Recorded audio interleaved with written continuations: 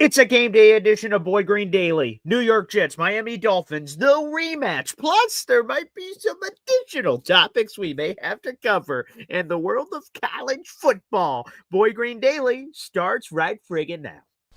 I'm going to lose my gosh darn bananas. Boy Green Daily starts now. Zoinks! Boy Green Daily, Boy Green Daily, Boy Green Daily. Let's go!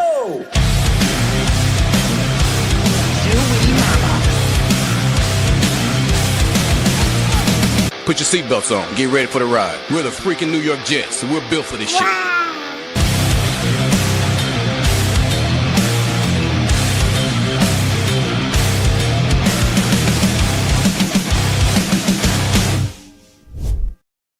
What's going on, everybody? I'm Paul Esner Jr., a.k.a. Boy Green. I'm the New York Jets digital reporter for Heavy.com. Welcome to Boy Green Daily, a daily New York Jets video show, also available wherever you get your podcast. On these game day episodes of Boy Green Daily, we have over 5 hours of live streaming content. The pregame show right now, the live watch party that comes on at 12:50 and goes all the way through the game, then the postgame show, baby. So 5 hours of content. Toot, toot, hop on the ride. Make sure you guys like the video as you head on in on YouTube and hit that subscribe button. Again, we're going to talk Jets Dolphins. It's the rematch. There's a game being played today at MetLife Stadium, but also there's some extracurricular activities we just absolutely have to cover. We'll get into that in a second. Let's go to my special guest on these game day episodes. There is a direct link in the YouTube description down below to join Matt Lombardo's Substack, baby, for all kinds of wonderful nuggets, mailbags, podcasts. I mean, he does it all, baby. And let's bring him in, our NFL insider extraordinaire, Matt freaking Lombardo. What's up, Matt? You know, after last night, it really feels like this could be Christmas morning for the New York Jets. Well, do tell. We could put Jets Dolphins on the back burner for a second because, come on, man. Fernando Mendoza, Heisman Doza, Big Ten championship game, beating Ohio State, perfect season for Indiana, punching the number 1 overall seed in the college football playoff. And we'll see if we get that matchup again at some point later. Unbelievable. There just was a clutch factor here to what Heisman does, and we've seen that all season. So, Matt, let me just give you the floor. Yeah, I look at last night, and if I'm the New York Jets, that's my all-in moment. That's the moment when you realize this is the kid, this is the future. Now, how do we go get him, right? And I think that there's a multi-pronged approach to how the Jets can come away with a young quarterback. And first of all, it's going to get Fernando Mendoza, because I think that you need to go all in there. You look at his season. It's not just last night. Last night, we're going to put that on a shelf and come back to it. But you look back at that Penn State game. That was the first game that Penn State looked like the Penn State defense we expected to see. He marched them down the field with multiple big throws, capped off with that touchdown pass as time expired in the back of the end zone to his receiver who made a circus catch. That's moment number 1. And then you look at the first half last night. You weather the early storm against the number 2 defense in the country, just dominant. You put points on the board. You don't turn the ball over. And then in the second half, that throw, the 3rd and 2 throw down the field, you just go for the jugular and you hit on it, poise in the pocket, great throw, all those things. You have to go get him. Because if we talk about quarterback classes, going into this year, what was the talk? Oh, 2026 is going to be this historic quarterback class. Drew Aller's going to be there. And you're going to have Cade Klubnik from Oklahoma State. He's going to be a franchise quarterback. He's going to be there. Arch Manning's going to be there. Now, Arch might be there. He might be there. And who knows, right? He's played better. You can feel good about Arch Manning if he's in this class. You know Fernando Mendoza is in this class. There aren't many times when there are so few franchise quarterbacks, but one who looks that elite. Go get him. Pick up the phone, call the Tennessee Titans, and here's what I would do. I would say, you know, you guys have the number 1 pick as of now if this ends up holding for the 2nd year in a row. We'll give you 2 first-round picks from Mendoza. Take your pick. Do you want both this year? Do you want 1 this year, 1 next year? You get to pick. But we'll give you 2 first-round picks for the number 1 overall pick. One of them is probably going to be in the top 5. So you can have some real building blocks to build around Cam Ward. But then I'd flip the conversation, and I'd flip the script. And I would say, you're picking number 1 overall. Are you in love with Cam Ward? Do you like Cam Ward in Tennessee? Because if you don't, we'll give you our first round pick. You know, because then you get a young quarterback who's probably quarterback 2 in this class if he comes out, showing you a lot of really good things over the past month or so, playing better despite a terrible situation around him. We'll trade you a first-round pick for Cam Ward. then you have a young quarterback. So either way, those would be my two plans of attack for the Jets to get a quarterback you can build around going into the future. All right, so you already said it, but I'm just going to rephrase it and say it this way because this is a debate point on social media. It's this. So Fernando Mendoza has that, again, that gutsy, clutch performance, a lot of big-time throws. He's got a freaking rocket launcher surgically attached to his shoulder, for Pete's sake. But the debate among Jet fans is this. Do you trade up and pay whatever the iron price is to go get Fernando Mendoza?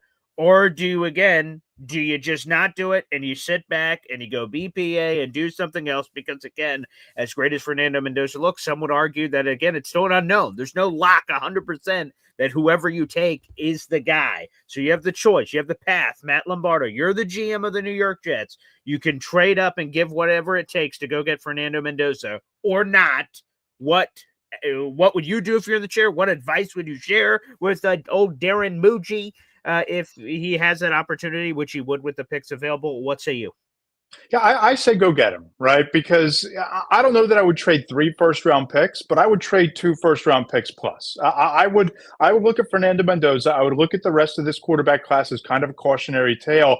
And who knows what 2027 is going to look like. You're in the position now with Fernando Mendoza sitting there with the possibility of the Titans, if they hold the number 1 overall pick, having a quarterback that they want to build around. You have a potential willing seller. Go get him. Because you look at the Jets franchise and you just look at the quarterback purgatory that they've operated in for the last 35 years, 40 years plus. You need to get the quarterback. Nothing else matters if you have the quarterback. You can have 17 first-round picks over the next 2 years. If you don't have the quarterback, you're going to put a ceiling over what you're building. You're going to become the New York Giants, right? Decently talented roster, no quarterback to speak of until they get Jackson Dart. Now you feel pretty good about it. You're going to be the Minnesota Vikings, elite defense with all this talent that you've built, great receivers, no quarterback. What do you have to show for it? You're going to be the Cincinnati Bengals without Joe Burrow, elite weapons that you drafted and you developed. If Joe Burrow's hurt, they're certainly a different team. I think the Jets need to come out of this draft with Fernando Mendoza, with a building block, with a blue chip player that you can feel good about being the face of your franchise and the lightning rod of your offense for the next decade. Yeah, I would say this. In a perfect world, I would like the Jets to have whatever pick they have, and the quarterback either falls into their lap or they have the number 1 overall pick and they don't have to make any trades. That would be perfect. But life, as we all know, is not perfect. And this is why you made the trades. This is why you traded away Sauce Gardner. This is why you traded away Quinn Williams. To have the opportunity, if a quarterback you fell in love with, and we don't know if the Jets have fallen in love with Fernando Mendoza, but they have met with him per U Stadium at least 3 times, including their entire brain trust, going to see Fernando Mendoza in person. Plus, you have the game last night that they have studied him. If they love him, you pull the trigger. You say, 2 first-round picks, you're not sure about 3. Even if let's say they give up 3, right? They have 5 first-round picks over the next 2 years. If you give away 3, you just have what you had before, which is 2 first-round picks.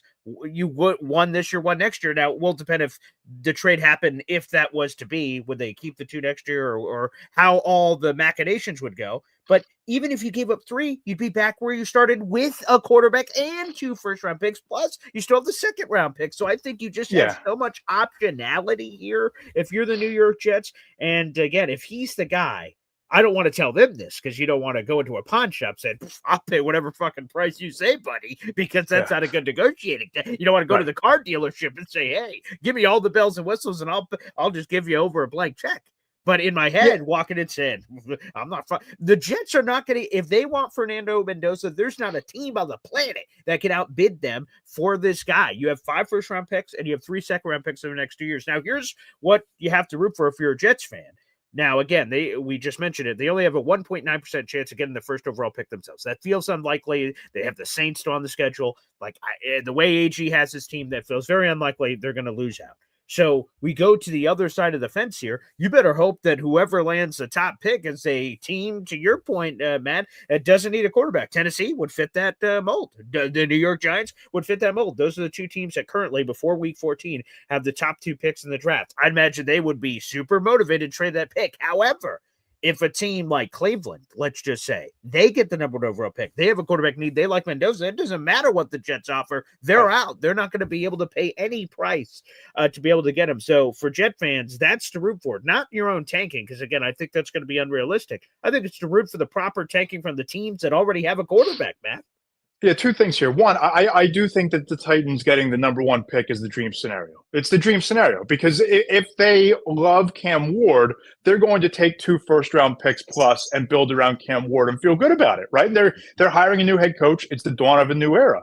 But, they might not love Cam Ward. They might think Fernando Mendoza has more upside, and they might take another bite at the quarterback apple. And if you're the Jets, I still think that you're a better franchise. Your offense is better with Cam Ward being one of the first-round picks that you invested in this year, because it would be his second year with an ascending quarterback. You get the right offensive coordinator in there to develop him.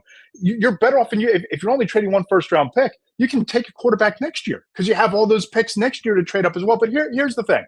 I don't think – we can talk about 2 first-round picks. We can talk 3 first-round picks, all these things. I don't think that it's going to take quite that much. I'm going to draw a parallel here. The first team that I covered when I began my career was the Philadelphia Eagles, and it was in 2016. And that's the year the Eagles traded up to go and get Carson Wentz with the Cleveland Browns. Now, they were picking number 8 overall that year. So they traded the Cleveland Browns the number 8 pick, the number 77 pick, the 100 pick. So that's a first round, a third round, a fourth round pick, a 2017 first rounder, and a 28 second rounder to go up to number 2 to get Carson Wentz. So 5 total picks, only 2 of them were number 1s, right? So it was 2 number 1s, some mid-round picks. And people could talk about what Carson Wentz became. That second season, he was the MVP going into week 14 in Los Angeles when he shredded his ACL. He was the reason why the Eagles had home field advantage throughout the playoffs, because they had such a big lead that it didn't matter they lost 2 of the games down the stretch, right? So if you can make that kind of a move and trade 2 first-round picks, a handful of middle-round and second-round selections, that's a no-brainer if you're the Jets to go and do that. Boy, that would be something again. This may be oversimplifying the process here, but to be honest, there are the haves and the have-nots. You either have a quarterback or you don't. And guess what? Right. Hey, everybody, we don't. We don't got Tyrod Taylor, 36-year-old ass. We got freaking Brady Cook, undrafted free agent, Justin Fields, and that's a whole nother story I'm sure we'll get into here. It is the haves or have-nots here, Matt Lombardo. And you know what? For too damn long, the New York Jets have been an absolute have-not. I want to know what it feels like to be in the club. What does it feel like for all these teams that just have franchise quarterbacks every week they could win on any given week every year? We could win the Super Bowl. Totally possible because we have a quarterback. And every time we say like, maybe next year, buddy, because we're just not in the club. The club is this elite fraternity, and there's only so many teams that have a franchise quarterback. And some people think they have a franchise quarterback, but they don't. There's just such an elite small number here of teams that actually have it. And damn it, Matt Lombardo, I want to be in the club, man. I want to know what that feels like. And look how quickly it turns around if you have that quarterback, right? We look at last year, you draft Jaden Daniels, number 2 overall in Washington. You go out, you sign a bunch of players, and you find yourself in the NFC Championship game, and he looks legit. And now there's questions about whether he can hold up or the durability concerns with the injuries and the size and all those things. But you get a quarterback, you're in the conversation. To your point, you're in the club. You look at the New England Patriots in the AFC East. You draft Drake May, number 3 overall. The quarterback situation is an utter disaster. You bring back Josh McDaniels. You bring in Mike McDaniel. You draft a franchise offensive tackle. You sign some elite playmakers along the defensive line and in the secondary. You get a couple wide receivers. Guess what? Drake May is the MVP. The New England Patriots might have home field advantage throughout the playoffs in the span of a year. In the span of a year after taking the quarterback, right? You can look around the Chicago Bears. You draft Caleb Williams, number 1 overall. Coaching situation was terrible. It was a complete disaster for his rookie season. You bring in a quarterback whisperer. You draft a tight end. You draft 2 wide receivers in the first 2 rounds over the last 2 years. Look where the Bears are. The season ends today. The road to the playoffs goes through Soldier Field. It can happen quickly. And, we can talk about all the different ways you can go and trade for Trevor Lawrence like we talked about, or Kyler Murray might be available for a 7th round pick as your bridge quarterback, because I don't think he's ever playing another snap for the Arizona Cardinals. You can look at those veteran names, that's kind of piecemealing it, unless you get a Trevor Lawrence and the change of scenery turns him into Jared Goff or Matthew Stafford, who knows? But there aren't many opportunities where you're sitting there with Fernando Mendoza sitting on the board within striking distance with all this draft capital to go get him. And to your point, the club ain't looking great, man. Like it's 1:30 in the morning, and I'm looking around, and I got a bunch of sixes, right? Like I got 110 and a bunch of sixes. But I got this big wallet, and I got Apple Pay I got the MX Black Card, right? So I can I got a half hour to schmooze the 10 and try to pull it off. The Jets have the capital and the Black Card to go get the 10. That's it.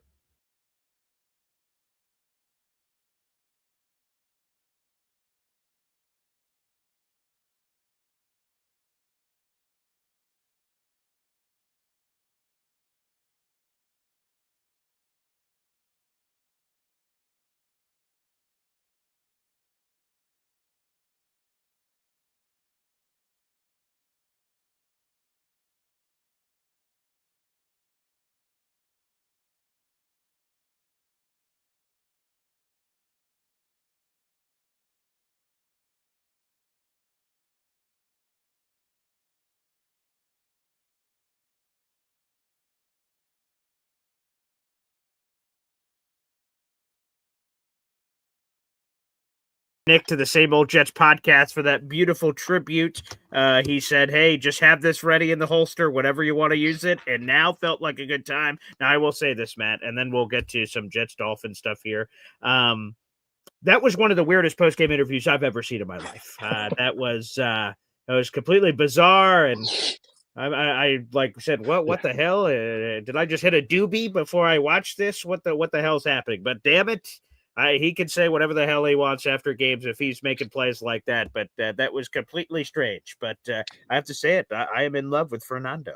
I just appreciate that the throw in Happy Valley wasn't in that graphic. It's like they knew that you were going to play that when I was coming on. You didn't want to, trigger some PTSD.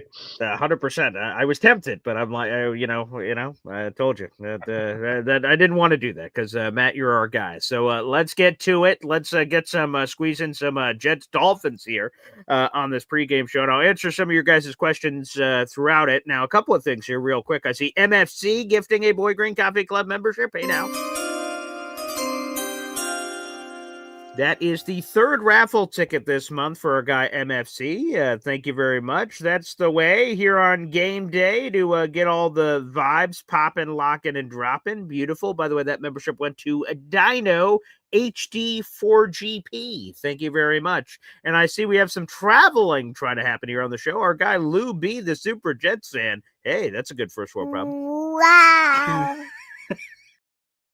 He says, I'm in the Bahamas trying to get to MetLife in time. What a dedicated individual that he's in the Bahamas with his little feet in the sand. He's like, oh, wait, there's a Jets game today. Get the private jet. We need to get to MetLife for Jets Dolphins week 14 between a 3-9 team and a 5-7 team. Salute. Better hurry. Dedication. Yeah, that's for sure. Running out of time there, Loopy. So hopefully that works out for you. You're a dial away from another raffle ticket. All right, Jets Dolphins here. Matt, like on the surface, there's a lot of other games that I imagine people are going to be sort of sinking their teeth into. Bears, Packers, Colts, Jaguars, Chiefs, Texans, perhaps on Sunday Night Football.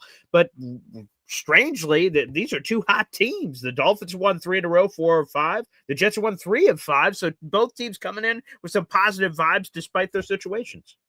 And the Dolphins need the game, right? Because they're not dead. They're somehow not dead in the wild card race. So a conference win, a division win against the Jets is a nice little tiebreaker to have tucked away. And if you're Aaron Glenn, hey, just keep winning.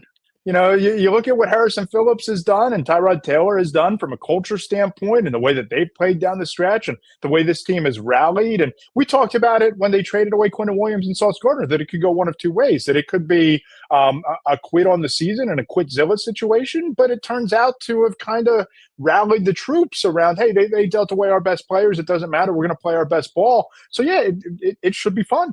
I don't know that I'm going to be zeroed in on it today, but it should be fun. You know what, Matt? I appreciate the honesty. It would have been very easy for you to schmooze me because it's not like I'm going to come to your house and go like looking through your window saying, "Wait a second, he's not watching the Jets Dolphins game. What the hell?" So I He's appreciate got the three straight up TVs, honesty. and none of them are the Jets Dolphins, right? No, Like, yeah, I know. There could be 15 TVs in your house, and that's still, I'm not sure if the Jets and Dolphins would have made it on it. So again, I appreciate the honesty, Matt Lombardo. That's important in any relationship. Very important. it's a crowded window. You put them on at 4 o'clock, I'm in. I'm all in Yeah. on a Jets Dolphins 4 o'clock slog fest, right? But you're going up against Bengals Bills. You're going up Oh against yeah. Steelers Ravens. You're going up against the Vikings, whoever's at quarterback there, against maybe Jaden Daniels. It's a crowded 1 o'clock Yeah, that's a good window, point. man. We got to be making moves. That's a good point. Again, I respect the honesty there, which is great.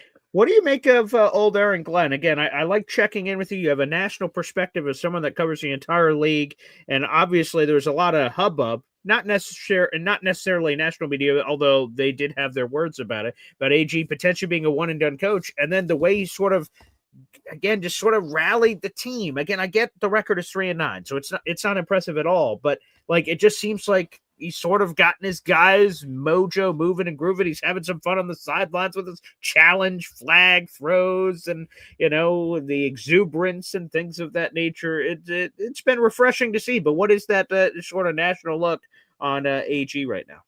Yeah, I don't think that he's on any sort of hot seat. If you talked to me 3 weeks ago, I think maybe that conversation was different. But he has those guys playing hard, and that's all you can ask for. And if we go back to the trade deadline and we go back to dealing away Gardner and Quinnen Williams, Yeah. I don't think you make those trades with designs on hiring a new coach, right? Because I don't know how you sit across from a rising coordinator or a Mike Tomlin if he becomes available, just throwing fantasy names out there. I don't know how you sit across from a coach and say, hey, you know what? We just traded those two best players. Come work for us. That won't happen again. We're not going to do that again.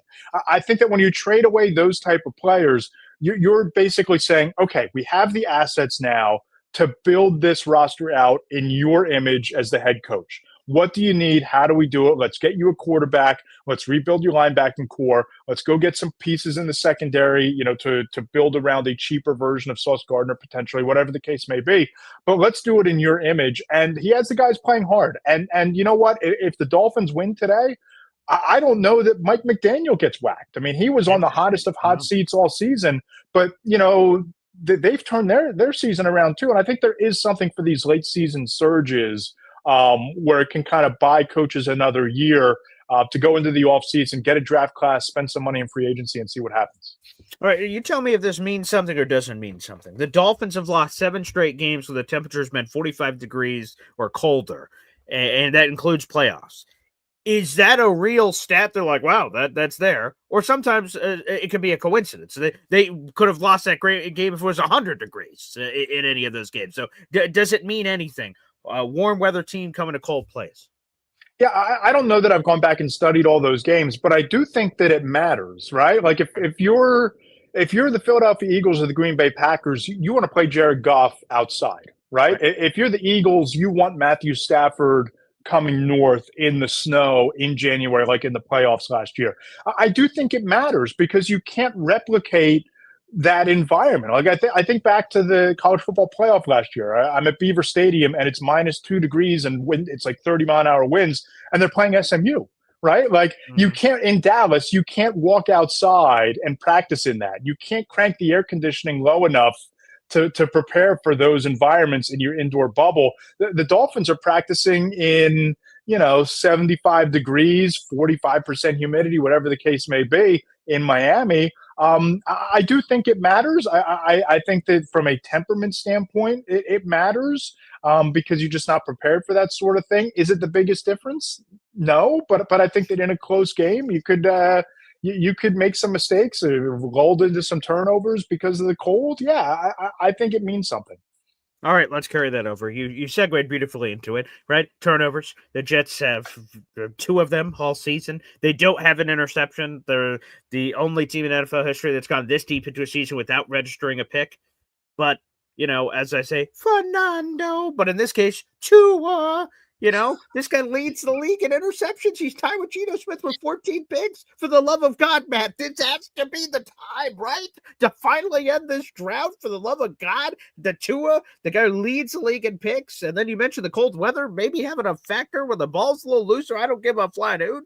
Does it finally happen, Matt? Lay it to be straight. You were honest with me earlier, Jets Dolphins. I'm not even sure where it's going to be, pal. So I appreciate the honesty. So now feels like another chance to go trust fall and see if you catch me. Okay.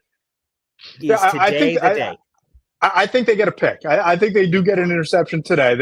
I think they pull it off. But I do think that if the Dolphins are serious about this and they want to mitigate the chance of disaster, it's a Devin Achane show today, right? And for the Jets, that's not great news given the fact that they're allowing 132 rushing yards a game. Devin Achane surpassed 120 rushing yards each of the past 3 games. He has 3 touchdowns, 428 yards over that span. So if the Jets want to keep the good feelings and the good vibes rolling, you got to load up the box and make Tua throw. You can't let them hand it off to Achane and let him steamroll you the way he has over the last few weeks. Yeah, I mean, he's been incredible. He deserves a lot of love for how he's been performing for the Dolphins. Hey, somebody's got to be getting those buckets. He's certainly been getting them there. We've talked about this in the past. So even if the Jets do this crazy thing for Mendoza, as we started the show with, I still would like the Jets to have other quarterbacks in the room, make it a real competition. If he beats him out, so be it. But who those other pieces should be are up for debate. Tyrod Taylor's played very well for the Jets. He sort of rallied this group. He's showing better mobility than I would have thought for a 36-year-old. He's been throwing the ball all over the barnyard here. I'm curious. I throw this over to you. Should Tyrod Taylor, if he continues to play this way, be in the conversation as one of those bridges for the Jets because he is a free agent at the end of this year? And there is a questionable injury history that gives me a little bit of the heebie-jeebies. But again, he's been playing very well. Why not? You know, familiarity with the locker room, familiarity with the scheme, right? I wouldn't overpay, but I don't think anybody's going to be beating down the door to overpay for Tyrod Taylor. But if you can get him on a 2-year deal at $3 million a year, whatever the veteran minimum is, or close to it, why not give him an extra year of security on the contract? I would do that. But before we get, I do have to issue an apology because I cracked a joke on a couple of podcasts with you about Adonai Mitchell needing to go to the Wizard and get some hands, right? Yes. Well, he certainly went to the Wizard. I mean, last week, A.D. Mitchell, 8 catches, 102 yards, and a touchdown last week. If you get that out of Adonai Mitchell, if that's what he is, remember, he was really highly talented. I loved him coming out of Texas. I thought that he was a guy who could take the top off of defense, falls to the second round. Now he's in New York. Here's the thing. If you're not trading for a quarterback, you'd have to take, I believe it's Jordan Taylor, the top wide receiver in this upcoming class. You'd probably have to take a receiver early, maybe with that top 5 pick, to build around for your young quarterback that you're getting at some point, right? Because you need receiver help. If that's Adonai Mitchell and he plays the way he did last week down the stretch, you might be able to check a box having wide receiver 2 opposite Garrett Wilson right now. All right, Matt. Again, we're honest with each other, so I have to throw a challenge flag here. I don't think you should be apologizing. I think you should be saying you're welcome, because obviously what you said motivated Mr. A.D. Mitchell to have the first 100-yard receiving game of his career, the first touchdown of his career. So again, I think you should call a quick audible at the line of scrimmage, and say, wait, you're welcome, buddy. Not You're sorry. welcome. You're welcome. You're welcome. Because if I'll you didn't pat say myself that, on the does he back. have that? Yeah. There you go. Because if you don't say that, does he have that game? I'm not so sure. He had the game. That's all that matters, one way or the other. And if he builds on it, I think that's something great the Jets can feel really good about. Hey, we pried him away as a throw-in. We got him as a throw-in in that Sauce Gardner trade, and we might not need to draft a wide receiver because of him. So we might look back at that and say, you know what? Damn, Moogie, he was a sly fox. He was a sly one, pulling him out of Indy. On that trade. 100%. A lot of people give the Jets love, like, whoa, forget about any players they acquired. Whoa, 2 first-round picks for Sauce. Wow, what a deal. If they got a competent receiver of any kind, 2, 3, anywhere in the offense moving forward, and a young, cheap value for the foreseeable future, like, holy crap, nice job, Moogie, getting his way out there. Matt, before we get you out here again, it is also in the YouTube description down below, the first link down there to join your Substack. Hopefully, people took advantage of that wonderful Cyber Monday Monday deal last week that was juicy. But Matt, give a plug for everything you've got cooking here. Again, the playoff picture is shaping up your divisional races. Again, a ton of great games today too. Give the plug of what you have cooking. Yeah, if everybody enjoyed reading Peter King back in the day with Football Morning in America, Peter subscribes to Between the Hash Marks in large part because of the Monday morning column, Four Downs. We take you around the league. We talk to executives, coaches, players, former players, get their thoughts on what's going on with the bigger storylines across the NFL. We've already started previewing the offseason and the moves that each team has to make to get better. The Jets are coming up here in a couple of weeks. And I have a big feature dropping this week talking to MVP voters, how they view this race, how they view the race overall. What would it take for a Micah Parsons or a Myles Garrett or a non-quarterback to win the award? Some interesting comments from MVP voters dropping that early this week as well. The mailbag every week. If you have Jets questions, you have NFL questions, ask me. I'll pose the questions to NFL executives, scouts, coaches, and get their answers in the mailbag each week to give you a feel for how insiders view the league. Matt, you're the best, baby. We only have a few more of these. There's 5 games left for the Jet season. We'll have plenty to talk about in the offseason, but only a couple more of these game days, which have this certain je ne sais quoi to it. So, Matt, enjoy the lovely game day action, and we'll check in with you next week. Appreciate you guys. Enjoy the day. I think you had a good chance today. Okay. All right. We'll take it. Thank you, Matt Lombardo. Jets Dolphins, the rematch, baby, here on the program. Let's go to our boy Frankie. He's got a super chat. Here we go. Wow. Frankie, we got 3 raffle tickets for you, Frankie. If we don't get a pick today, we'll become the first team to not have all year. LOL. Yes, that's true. And this streak drought, I guess it's streak and drought. It's streak because we're going this long without it, but it is a streak drought, a drought streak, whichever the case. Yeah, if we don't get a pick to, I don't know when it happens, because like this just seems to be the ideal circumstances. Tua is the super turnover the ball kind of guy. The weather of coldness, like I don't know. And we've had a few games in the past where Tua is also, throwing a couple of picks. Brandon Eccles, thank you very much. And here's another one. The Jets have never beaten Tua Tagovailoa. He is 7-0 against the Jets. The times that we've beaten the Dolphins, Tua has not played. So I'd like to end that too. That's sort of like annoying. So let's end that one too. So I appreciate you, Frankie. Again, 3 raffle tickets for you. Please, let's hope today's the day. Before I open up the phone lines. And we have another membership being gifted. Our number 1 Austrian Jet fan, baby. Ready.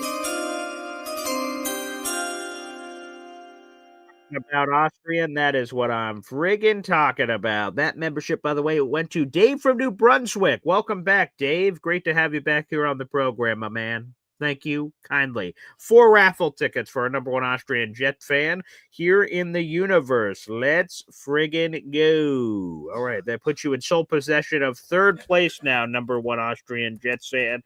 Oh, yeah, there you go. And I'm sure we'll continue to see you rise up the ranks. Rise up, our number 1 Austrian Jet fan. Thank you, everybody, for all your membership so far. And I will talk more about our raffle prize, I'm sure, in just a little bit here on the program. But, folks, I just want to talk to you guys real quick. I want to talk to you guys. Thank you, Austrian, for the membership. Before we get to the phone lines, okay? I just want to talk to you guys about something. Come on in. Huddle in, boys. Huddle in.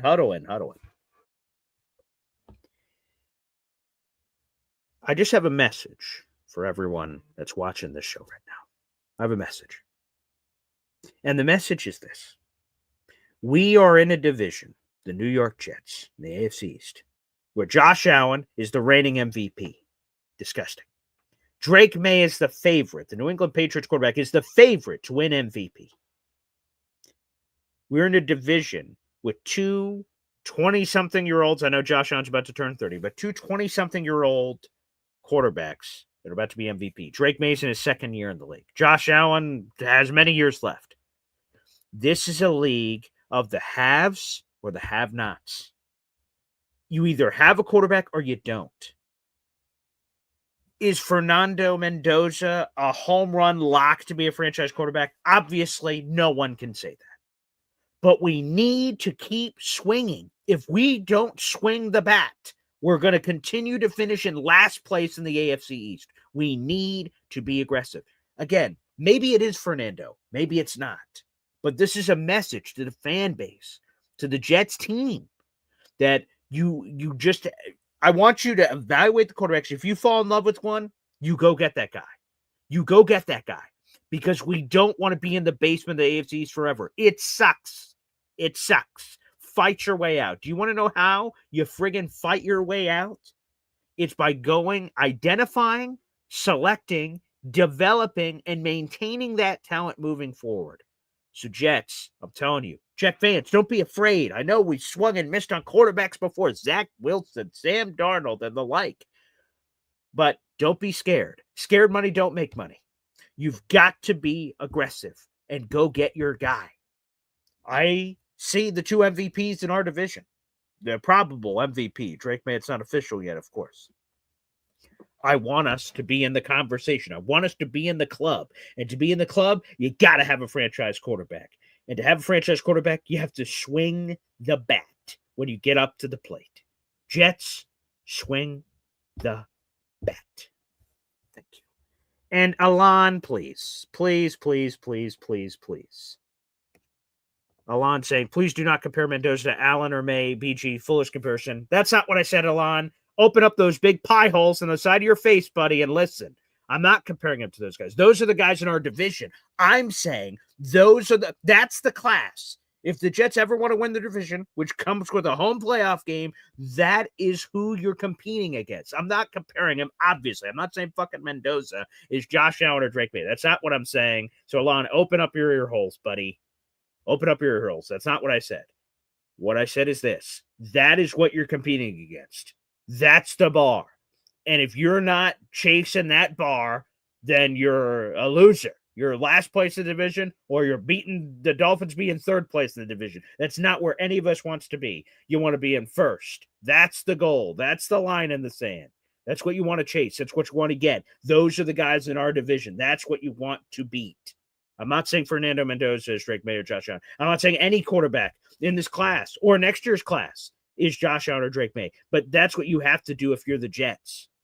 If you don't do that, then we're just going to I guess, another 20 years of shitting with Drake May. We're just last place until maybe he retires, and then hopefully no one else, like the Dolphins or Bills, gets another franchise quarterback, and then we're in the rotation cycle. I'm just saying that's what you have to do. So come on, Alon. Don't be misrepresenting things I'm saying. That's not very nice. But let's go to this. Holy crap. Neil Sr. with a 20-pack of Boy Green Coffee Club memberships. Every time 5 memberships or more are gifted, we have to play a special video.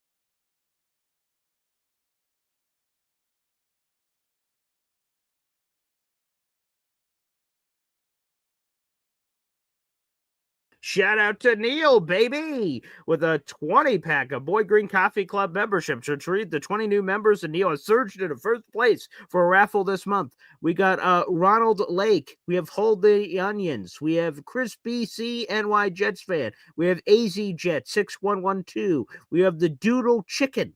We've got Keith Sansevier. We got Logic 71.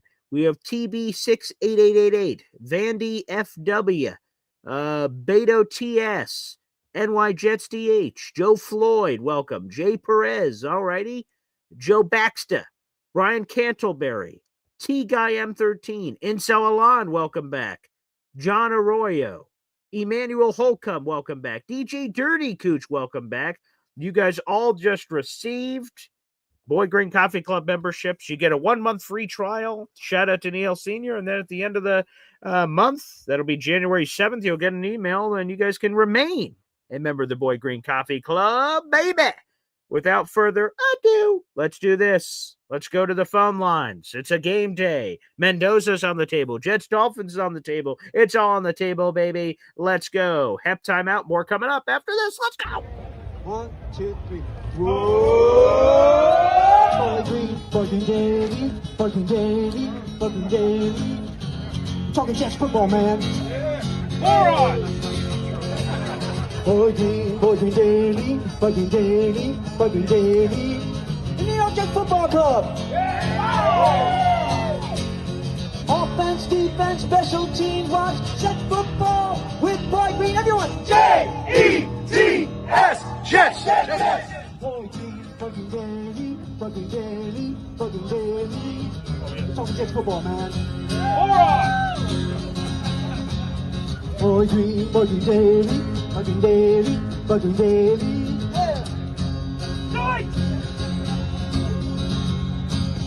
Offense, defense, special teams, watch Jets football with Boy Green. J-E-T-S, Jets. Let's go!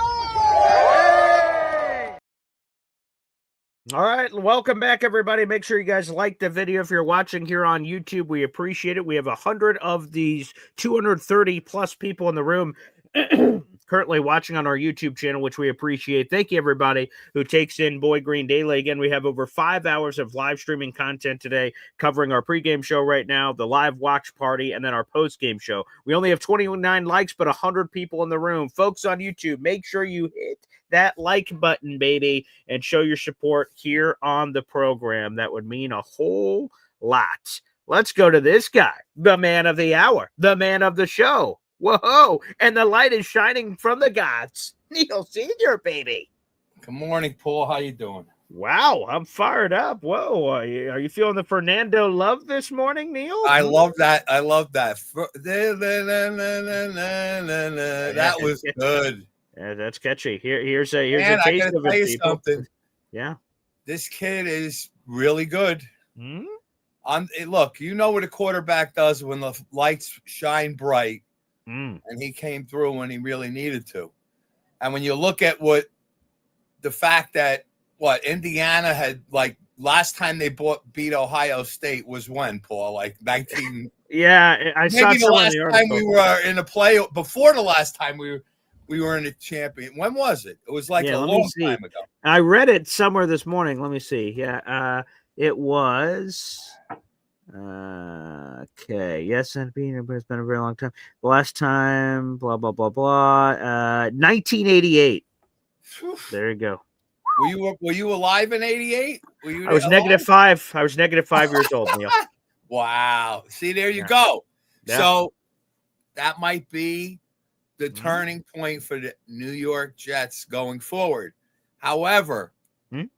before we get to that Yeah. pinnacle, and look, we have to do something different than what we usually do when we get a rookie quarterback. We got to say, welcome to the facility, grab your clipboard, and we'll see you in 12 weeks on the field. Yeah. Before you get on that field, we're going to have 12 weeks of a bridge quarterback. And that's really what my focus is on right now. Because the bottom line is we're going to win some games here to end the season. Yeah.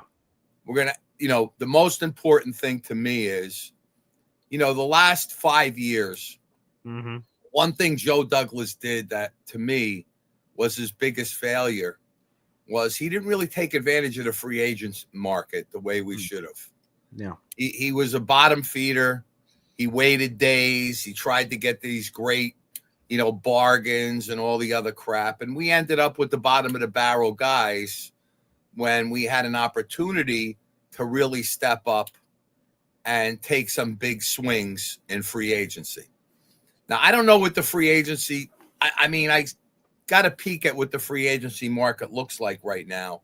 But there's going to be some studs that we could fill in some holes with, okay? Mm-hmm. Everybody talks in the chat about filling holes in with draft picks.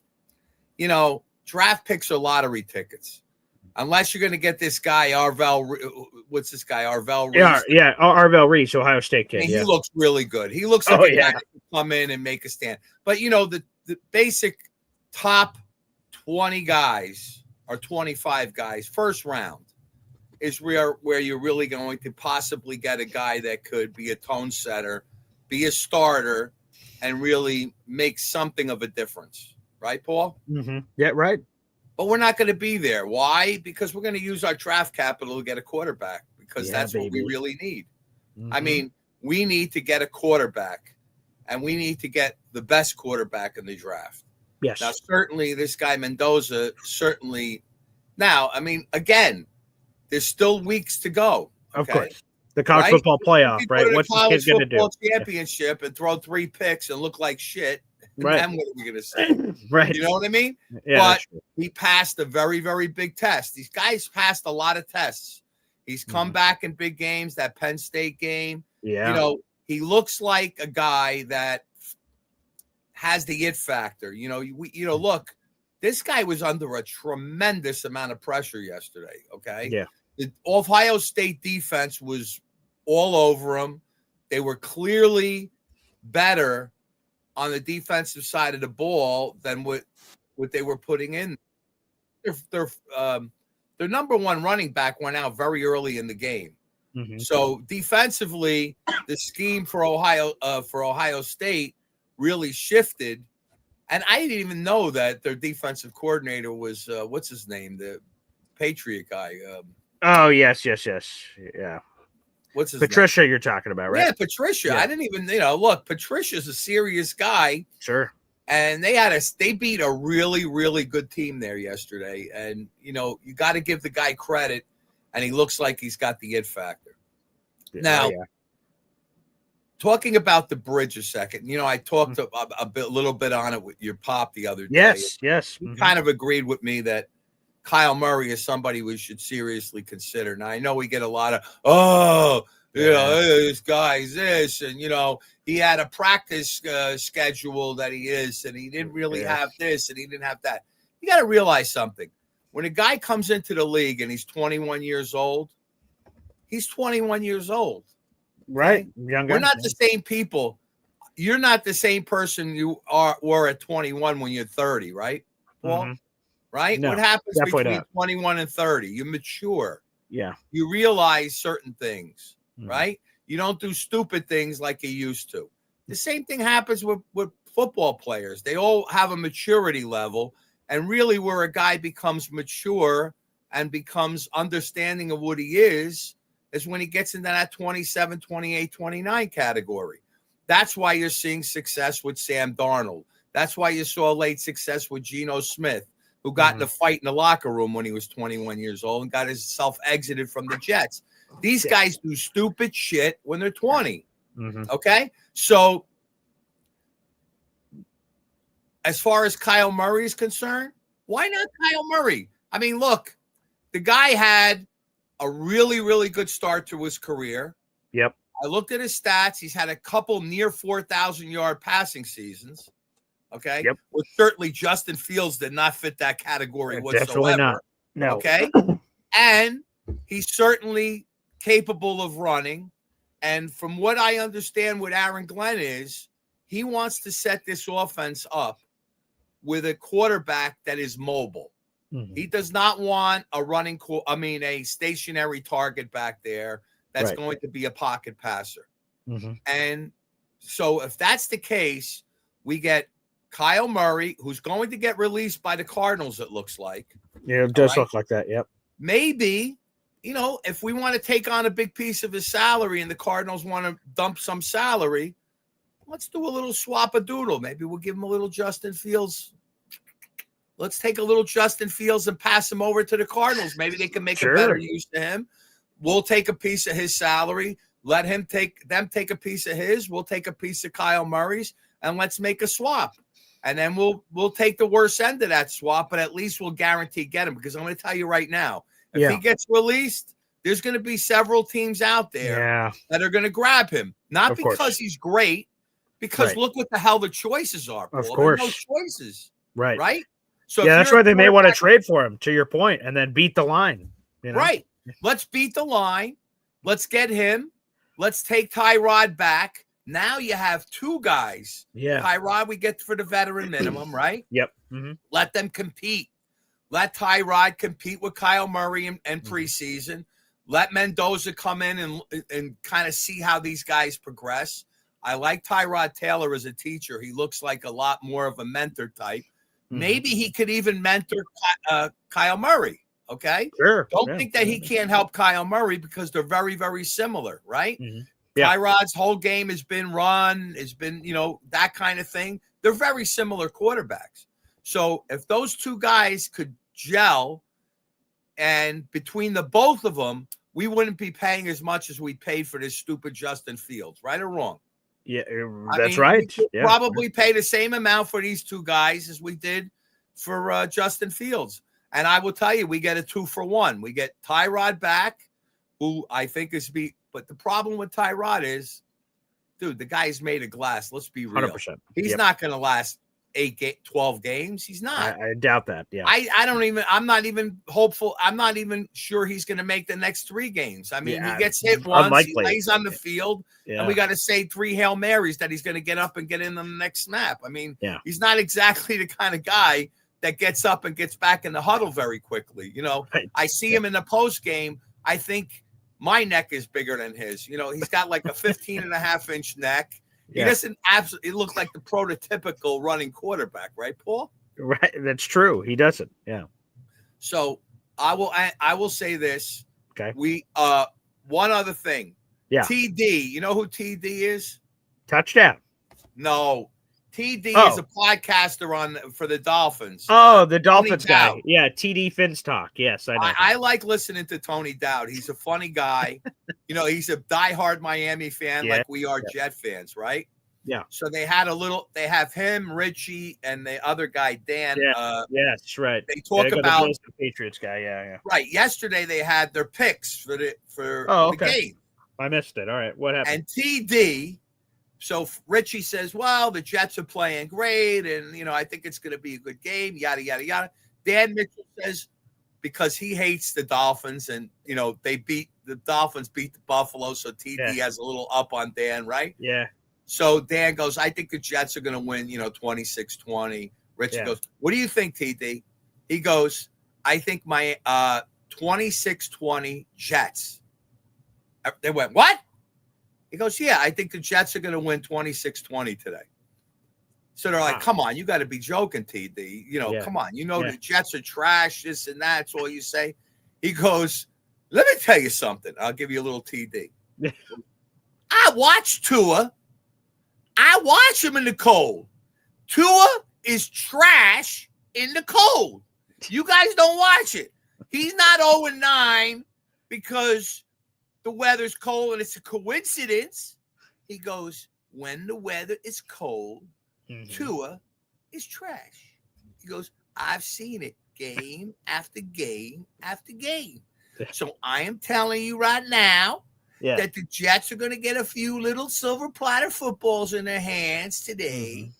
And Tyrod is not going to have a good game. And the Jets are going to win. Now, for him to say that, and he's a Jet hater, and he's a big Miami guy, that's a pretty big tell right there, because we really don't know as fans. We don't watch a lot of Dolphins, right? No, of course not. No, I don't. No, definitely and not. I heard you earlier with the other gentleman on. Who's on? Brian Miller. Oh, my God. Brian has said it. Look, we really don't know. We don't watch enough of the Dolphins, so we don't know whether that 0-9 is coincidence or fantasy. Right. Why are they bad and cold? Well, we know, when you're living down in Florida and you come up to New York when it's 60, it's cold, okay? Yeah. 40. And I heard Tua, by the way, on his press conference yesterday. And cold is up here in his head, by the way. Oh, it's going to be cold. He's thinking about it. It's not like a no big deal. So it's in his head. Wow. It's in his head. He mentioned it in the press conference. So I know it's going to be cold. Shit, 41 degrees cold? I've taken my shirt off at MetLife when it was 20 degrees. When I weighed 300 pounds, I was dancing around the stands. There you go. Yeah, baby. 20 degrees, okay? 40 is balmy. I'll be hanging. I would be hanging out in the tailgate with a jersey on with no coat, jumping around. So this is going to be probably going to be a win for us today. And I'm not saying that because I just think we're going to win, and I'm not putting my hope bullshit on. Yeah. I think, and if they're smart, look at this guy, our defensive coordinator is worth a shit. He is going to stack that box. Oh, yeah. With everybody they have to make it one-dimensional. Yeah, make Tua beat us, not Devon Achane. Yeah. No, if Devon Achane beats us, okay, then we're just horrible. Yeah. Okay, if we could stop him, and Waller is the guy that kicked our ass. He gave it. Yeah, he gave it shit last time. Let's put a couple guys on Waller too. I mean, let me see Sherwood come up a little bit, for God's sake. And let's get a little more coverage on Waller. Maybe bang him at the line of scrimmage. That'd be nice. But he's got to stay in and block. If you bring the whole house, he's got to stay in and block. Now, I don't want to have blitzes. I want to have run blitzes for the first quarter, get a lead, put our special teams in motion, and then at the end of the half, like I've seen Tua do, I was at that game when he threw 2 picks in a row to end the half, remember? Yeah. DJ Ward got him once. Yeah. And I think twice. Who got him the second time? DJ Reed got him once. It might have been Brandon Eccles on the other one, because Eccles has gotten him several times in his career. But definitely Reed got him at the end of the half. I remember that one on the sideline. So let's get him to throw the ball down a touchdown to try to bring him back a little bit before halftime. And maybe he'll throw a little dish to us. And we know he's going to throw one high in the air. Let's just hope our back end. This is the game where A.Z. Thomas, this is my prediction. I said it from the time Sauce walked out the building, and I told you I hated Sauce Gardner from the third. He overrated. I told you that's the best trade we'll ever made, and it's going to look better and better. But he is going to get a pick today before Sauce Gardner gets his first with the Colts. Wow. That's my prediction.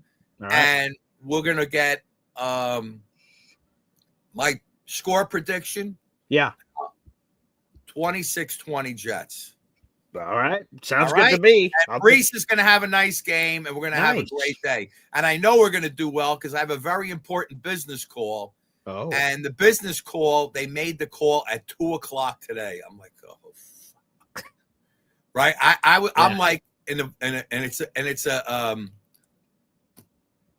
visual call. It's not like so you can't I have to be visually on the call. So I'm going to try to arrange my camera to where I could kind of I won't be saying much on the call. So I'll arrange my camera. I'll mute the TV and I'll watch the game. But they're going to hear a couple.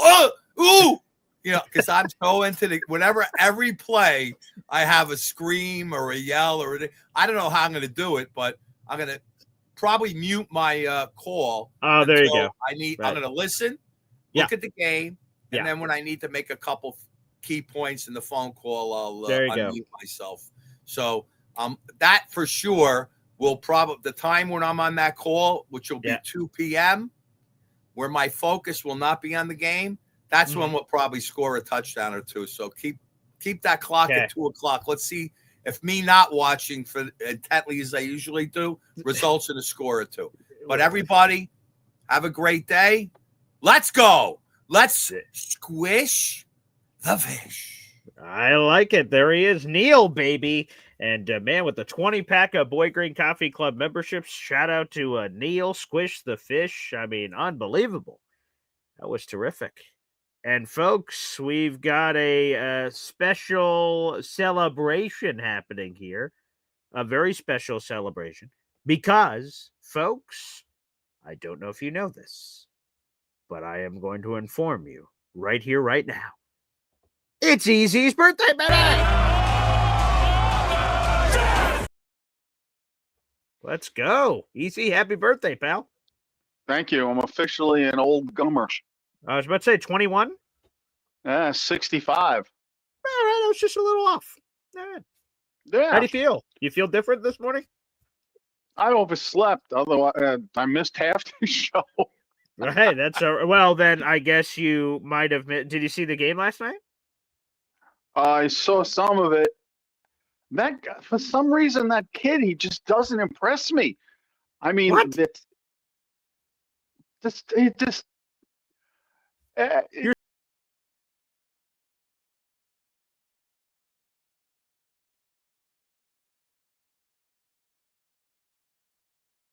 no.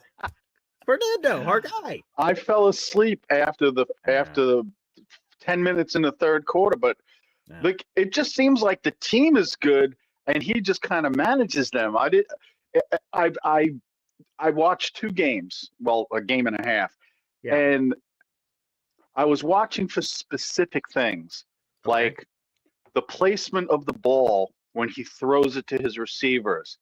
And I didn't actually really see him throw the balls like perfect in stride. They were Okay. like, I mean, he hit him at the numbers, but he always hit him at the back number.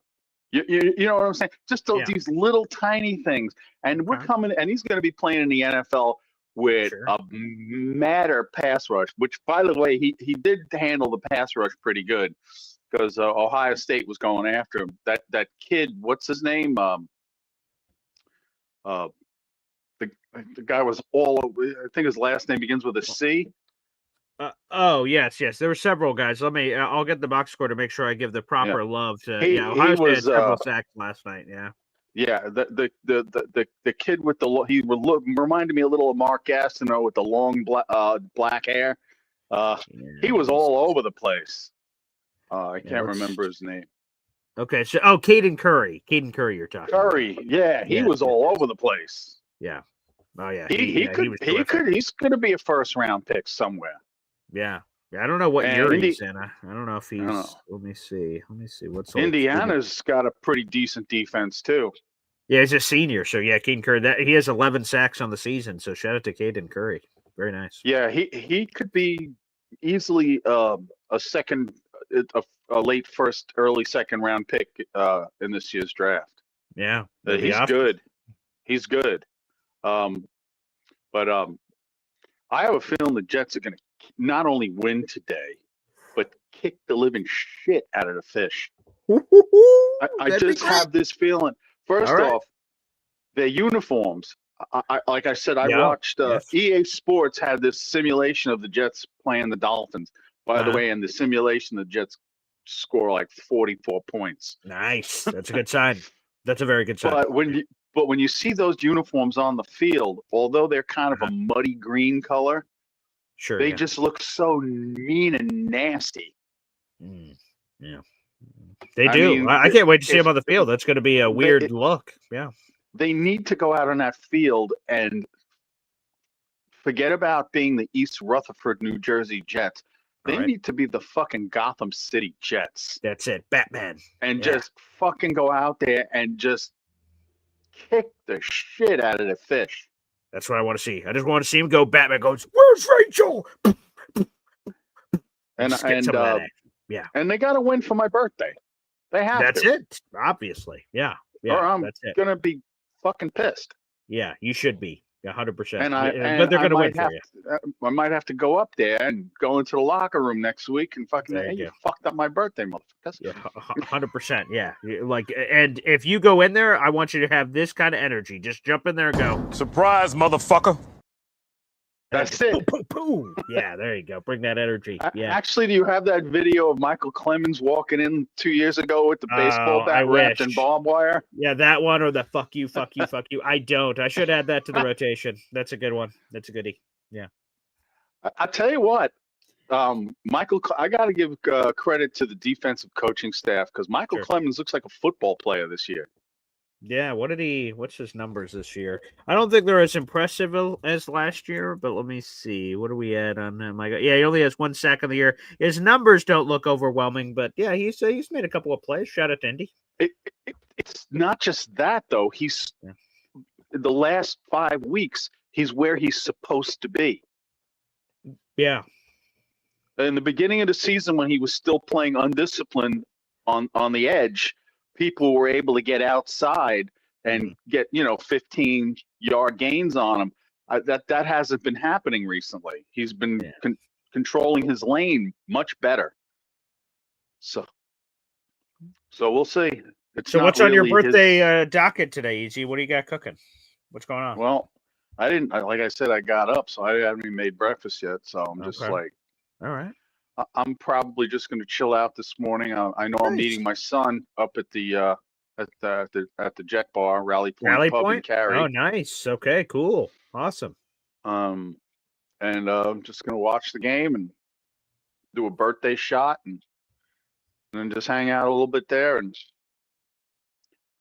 That's the best. maybe go to my son's house afterwards. Okay. My sister Sue, she's the general manager of a bar restaurant in North Raleigh called the Hibernian Pub. They got one downtown on Glenwood South. That's more the party bar. All right. But this one's more of a restaurant, and she's the GM there. So my other sister and my mom took me there for lunch yesterday. So Nice. All right. Well, Easy, happy birthday. The Jets are going to kick some ass for you today, and we'll be thinking about you all day, buddy. Let's go. yeah, two is like gonna have to his like hibernation modes because he can't handle the cold. No, he can't. And like Fuck Neil that was saying, guy. it's in his head too. It's in his head. Yeah. Snowflakes scare him in the middle of the night. Yeah. Fuck that guy. But we're gonna, the weather will be in his head, and we're gonna be in his backfield. There you go. I like that combination, Easy. I like that combination.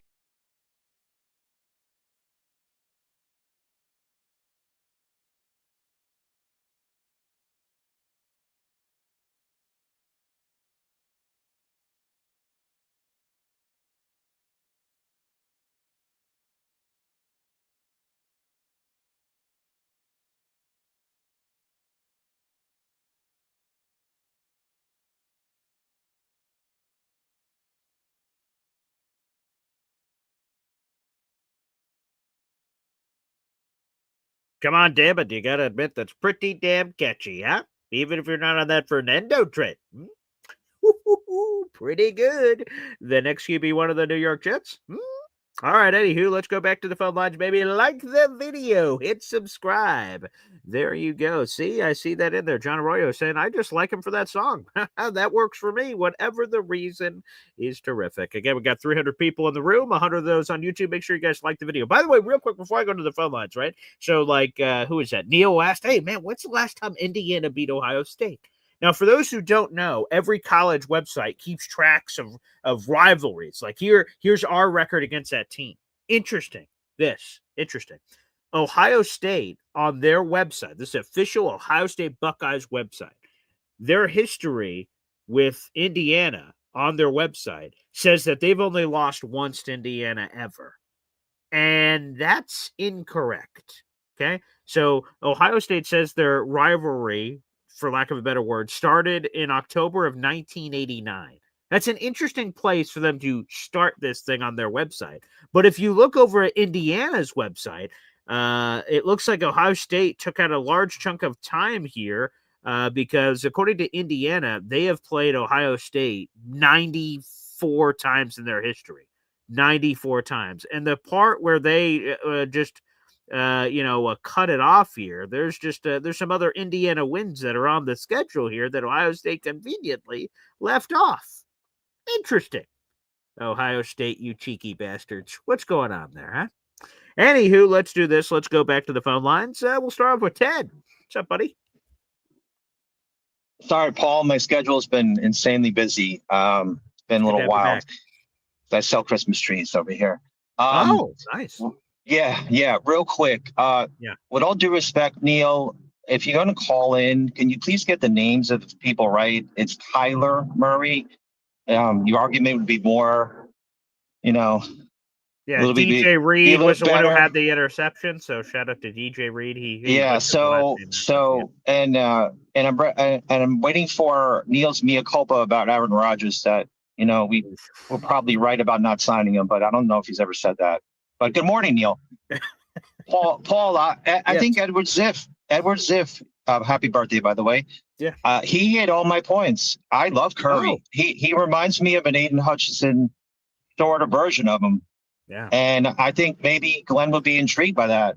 Hutchinson, I just looked him up. He's 6'7". I didn't know he was that tall. Wow. Okay. But Curry's the kind of player we could I don't know. Maybe not top 5. He could be a top 15 pick when depending on the combine. He's Hey, very take this for productive. whatever it You never is, know. right? Because so I Mhm. like looking at this. I'm a Mel Kiper guy. I know not everyone is. So I just went to his big board. I'm like, where the hell is Caden Curry? I know he's on Ohio State. Ohio State's really good, but where is he? On Mel Kiper's big board, Caden Curry is the 7th defensive end on his list at his own position, let alone the overall big board. So, wow, he's a lot lower than I thought. Maybe he'll get some more buzz after the Big Ten championship game performance here. But yeah, 7th defensive end. I mean, that's I'm curious what that translates to draft stock. That's interesting. But yeah, he looked phenomenal last night. Yeah, you never know. You never know. And you got to see where they run and test and all that stuff. Sure, of So, course. what was my other point? I'm not a Fernando Mendoza fan. I wasn't before. I'm even more not. I just Oh, I look at I hate to do comps, but I look at a career like Joe Burrow in college, yeah. and he's just. I mean, Mendoza is not even in the same breath as a play, and he's going to be a top 3 pick.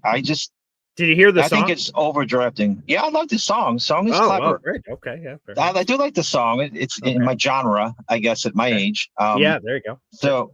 I'm not a Mendoza fan. I haven't been a Mendoza fan. If you want to have a game manager slightly above that level, I'm not looking for that. I'm looking for something maybe a little more elite because we have to have somebody, I think, a little bit better than that kind of level player. He could develop into that player. I don't know. We have to see, like Neil said, about these other games they're playing in. Mhm. But his stats were mediocre. I just don't see. I see the moxie. I see the playmaking. I see the feel for the game when he runs and he makes these throws. I'm not a huge fan. Maybe later it'll happen, but Yeah, here's the thing. not. I'll just say this, and you can either take this or shove it up somewhere. It doesn't matter.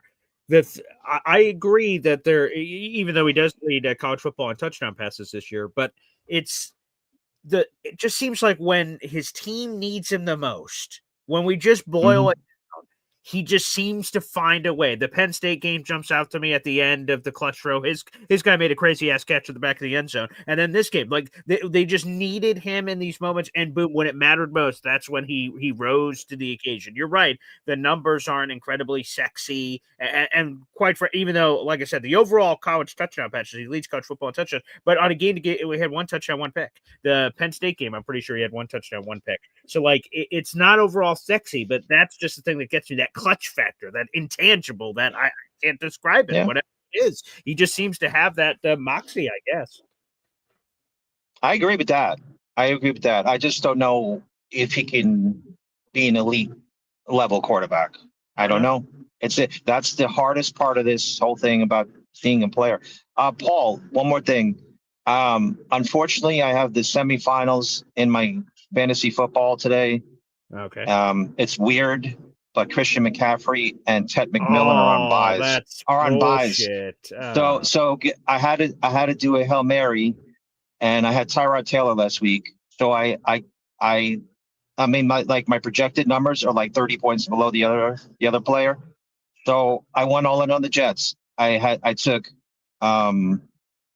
Mitchell, I took Mechie, and I have Tyrod. So if we can have a 30-point game, I have a shot at beating him. So that's kind of I went on. Need a little bit of love from the coffee club for the Jets to have an elite game today. That for sure, but let me just say that's fucked up to have in one of our leagues. And I apologize to our Boy Green Coffee Club members. In one of our leagues, there was a mistake on Yahoo, so our playoffs do start this week. Unfortunately, they weren't supposed to, but now it's too late. I can't change it.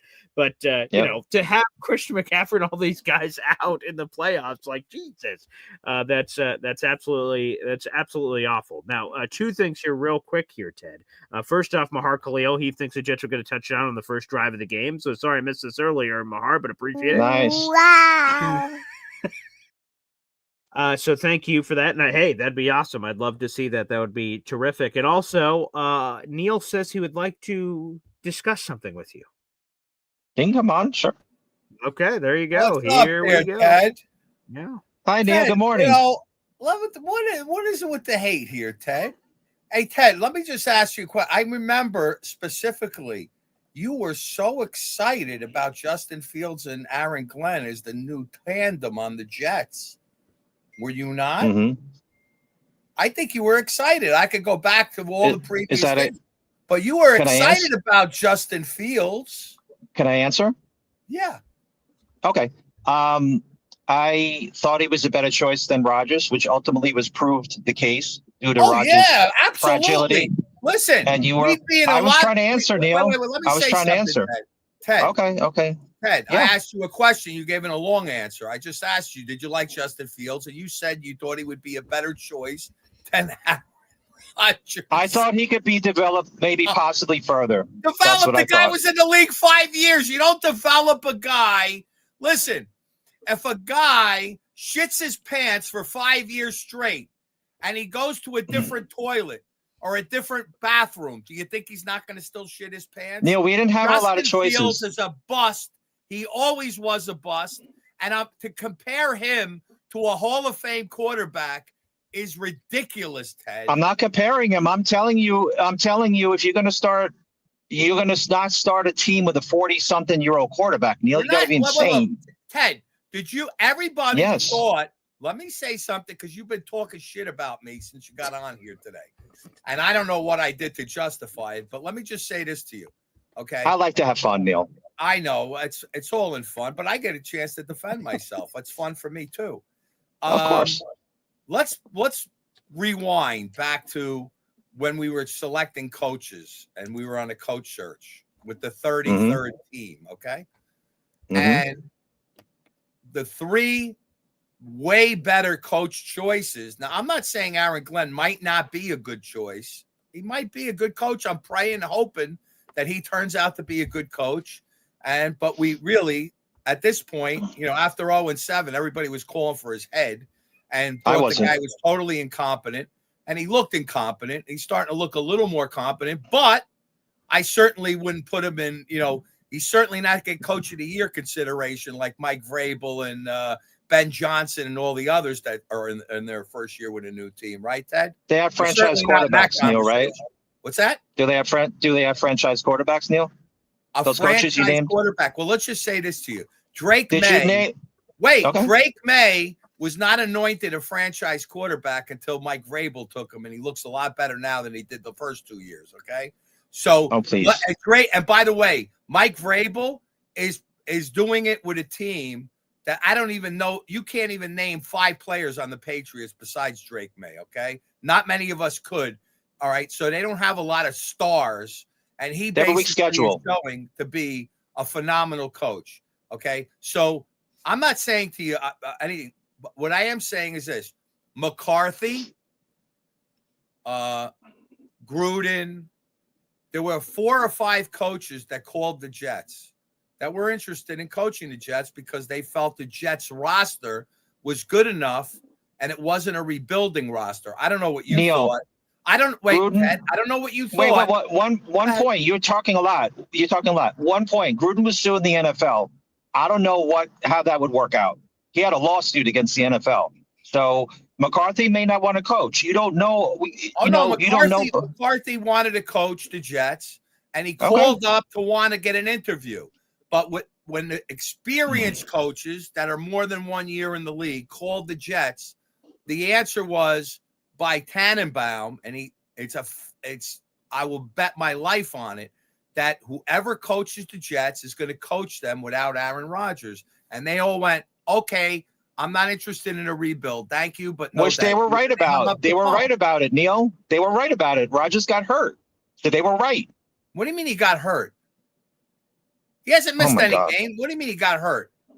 Rodgers got his face smashed in. He hasn't played well, Neil. Let me just say this to you. He hasn't played well, Neil. Wait a minute. You want to talk about Aaron Rodgers' toughness?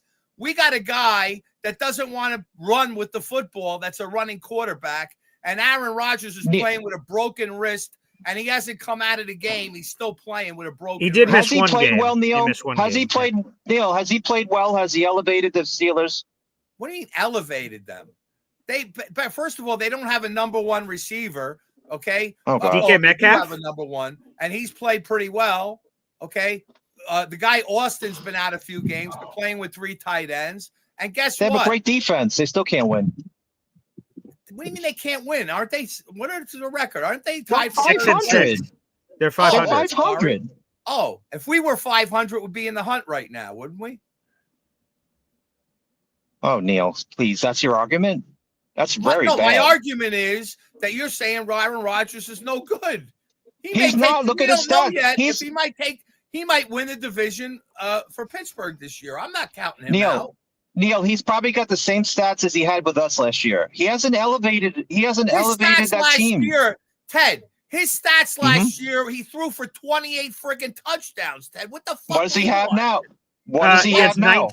19 touchdowns, 7 interceptions. Yeah, what are you? And Ted, are you dreaming? And they still lose. But that has nothing to do They're with you. Act like 500. you're losing because Aaron Rodgers is losing the game for them. He's not losing the games.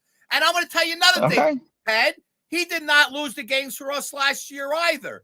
How about the fact that we had the worst special teams that that Greg the Leg lost about 3 games for us, okay? And our defense couldn't stop Jacoby Brissett or Anthony Richardson for driving down the field for a winning score when we had the lead. Neil, let me say, Hang on a second. Let me speak.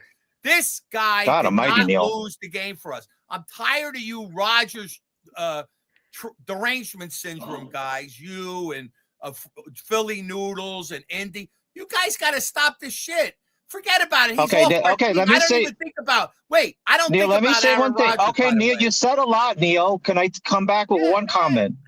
Okay, Neil, if you go back and look at Rodgers, I'm going to bring it up one more time.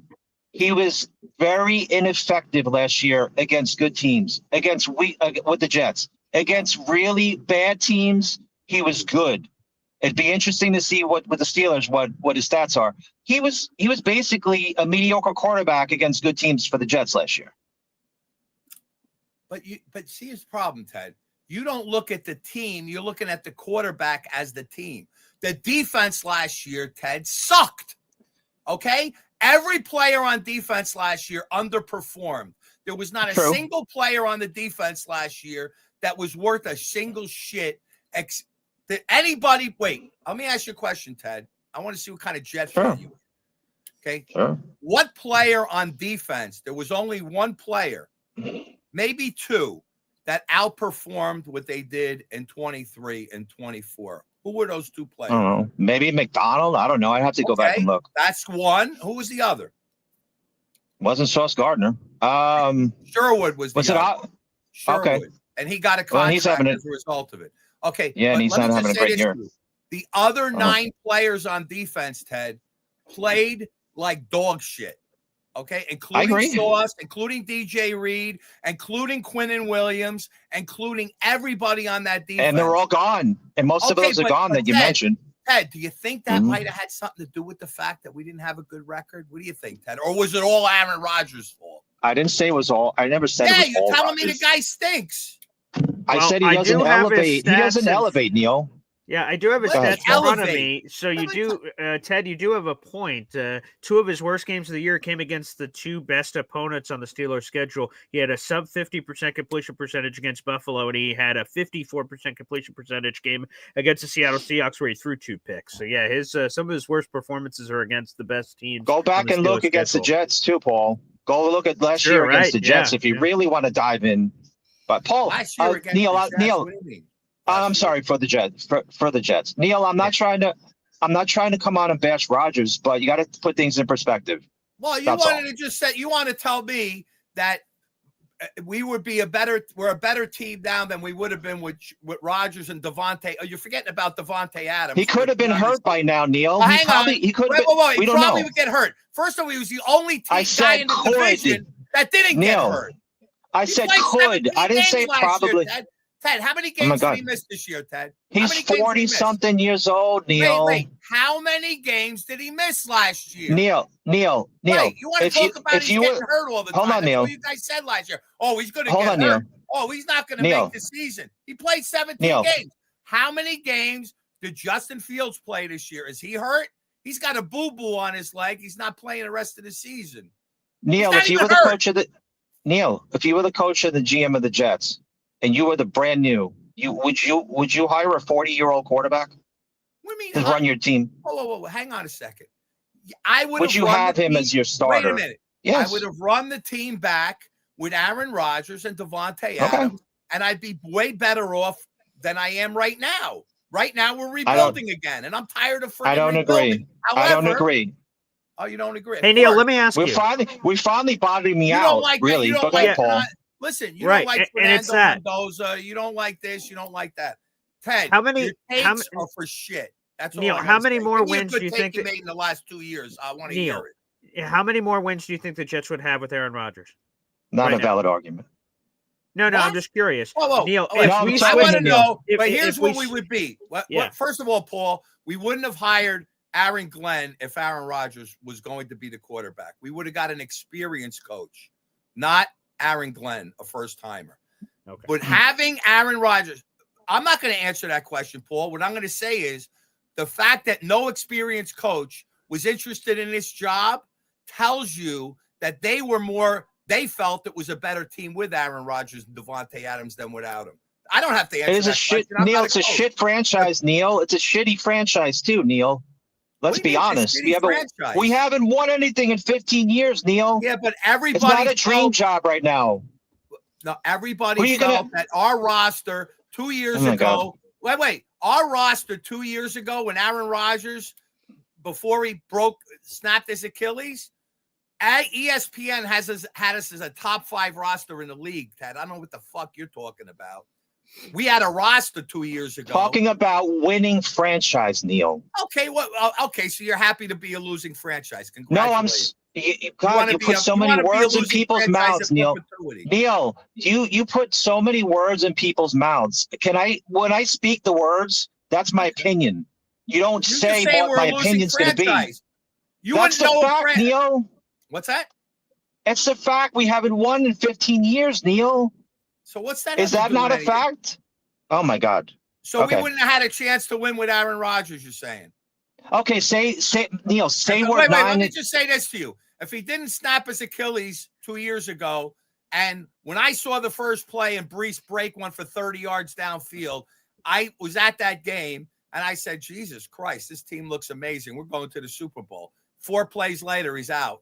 So don't tell me the anticipate. And I tell you, every procrastinator on TV said we were a Super Bowl contender. I don't listen to procrastinators, Neil. Oh, really? But let They're me a lot ask you one smarter than question. you, Ted. Whatever, Neil. Those guys all You can play ins- football and they know Neil, football. you Ted, can insult you don't me, know football Neil. Whatever. like those guys.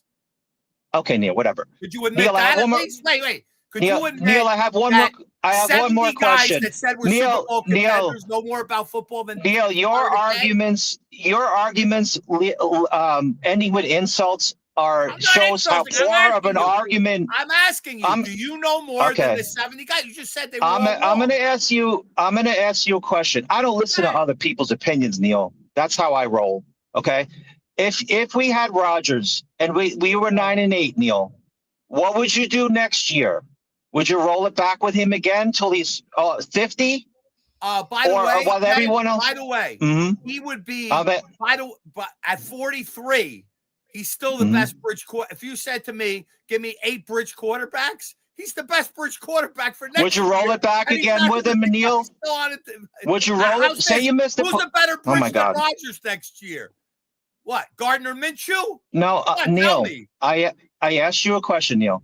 If you rolled it back with Rodgers and you were 9-8, and just say you didn't make the playoffs, and Rodgers is a year older, and you don't have a young quarterback in the pipeline, you roll it back with him again. Is that what you want to keep doing? I didn't say roll it back. I said he could have taught. I'm asking. If we would have had him back, we would have been able to take a quarterback in the draft.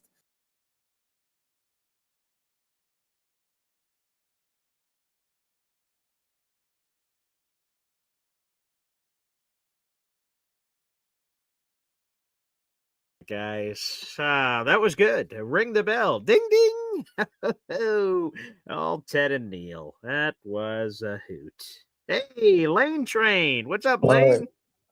Hi. Yeah, I mean, today's game, Yeah. I might think that, we really got to win. But, yeah, I mean, Fields isn't playing. So, I mean, how do you feel about it? Yeah. He's not playing. Hopefully, he does feel better. Yeah. Yeah, I know. I mean, because like, I mean, like you have to like realize that, and then like next week we play the Saints, so Yeah. I mean, it's gonna get hard. So I mean, I don't know what to expect. Well, Yeah, that's I what keeps mean, things interesting, Lane Train. That you don't know what to expect. Things yeah, just sort of happen, and we got to react, respond. yeah, yeah. I'm just thinking Jets. I mean, really, like, I mean, I'm just getting like really upset about it. That I sit here and I talk about at least I won one game, so Yeah. maybe they could We can only hope, do Lane Train. Come do on, man. Let's something. go. Yeah, I know. It's like, yeah, but I mean, so I mean, anyway, so I mean, who do you like? I mean, who do you start in the second half of the quarter? I'd probably go with old Ty God. I'm going Tyrod for a while before I do the Cook train. Yeah, I know.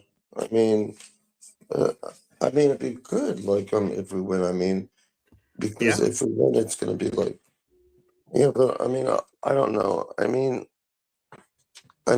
because I mean, the Dolphins are good, but Sure. but we'll see what happens. I mean, like though. I mean, we did beat them one time. We Like, did. That was a good time when we did that. Very yeah, good time when we did that. I enjoyed that thoroughly. Hopefully, we can do it again yeah. for you, Lane Train. Let's hope. Let's go. Let's hope that the Lane Train heads to victory. Let's get a couple of super chats in here, baby. It's been a very active program. Our boy Truman Dumel with a super chat here on the show. What's up, Truman? Wow. He says, "How do I see?"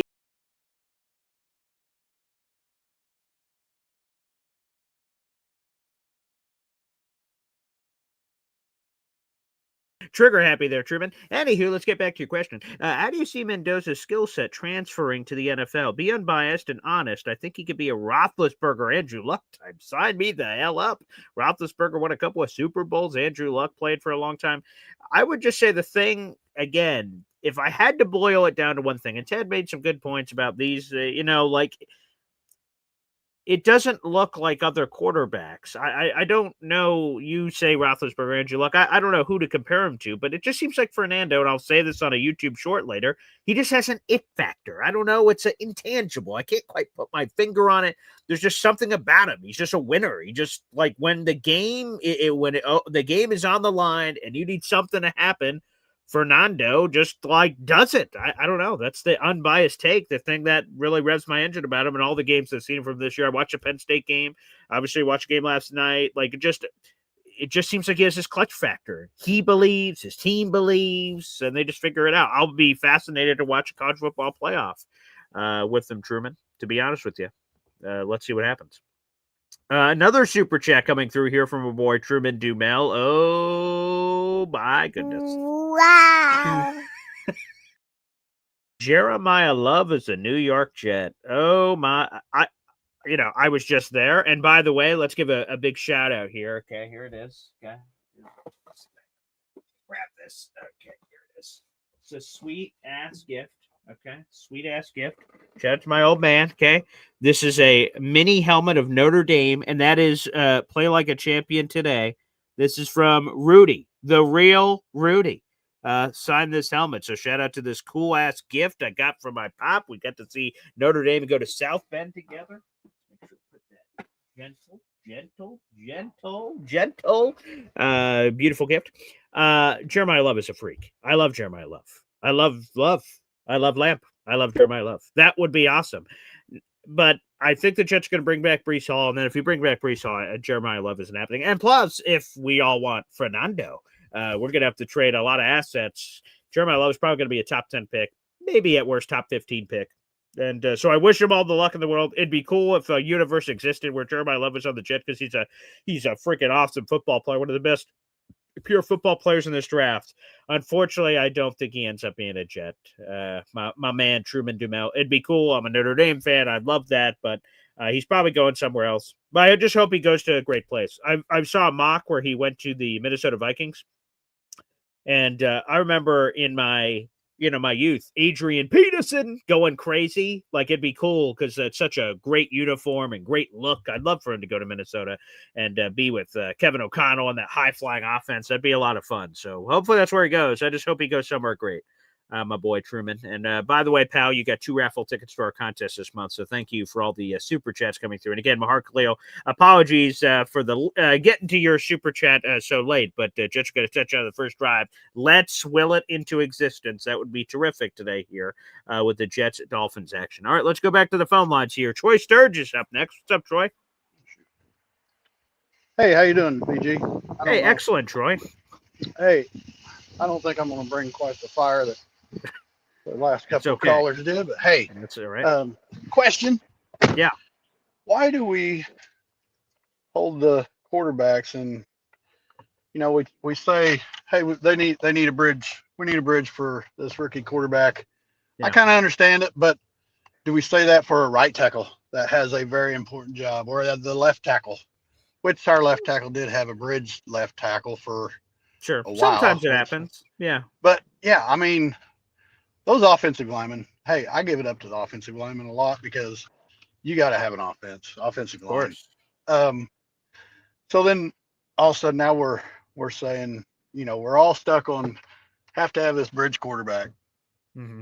If the kid's any good, I mean, look at that Jaden Daniels. Sure. He come right out of the box. Yeah. The kid out of Houston, I forget his name. Yeah, CJ Stroud. Yep. Mm-hmm. Yeah, CJ Stroud came out of the box. I mean, if you really feel like this kid's good and he's ran a good program that he's in, and I haven't got to watch Fernando. I hear all the hype. Yeah. But I mean, you've watched him. I mean, what's he look like to you in your eyes? What does he look like? I mean, to me, like I said, there is that it factor. That's the thing that intrigues me the most. But he's got a rocket launcher attached to his arm. You see him uncork these long balls, and then I just he's obviously in an Indiana uniform, but I close my eyes and I see him in a Jets uniform doing it. I'm like, oh, that was great. That was cool. He seems to have poise. He's a lanky, big dude. He's a little weird, but I don't know. He just has a little bit of everything for me.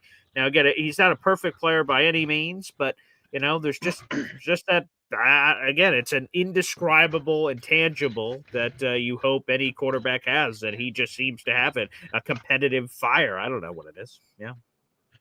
Okay. Well, anyway, I just wanted to say, can't wait for your play-by-play today. I'll be listening, and just thought I'd throw that out there. I was just, the bridge this, bridge that.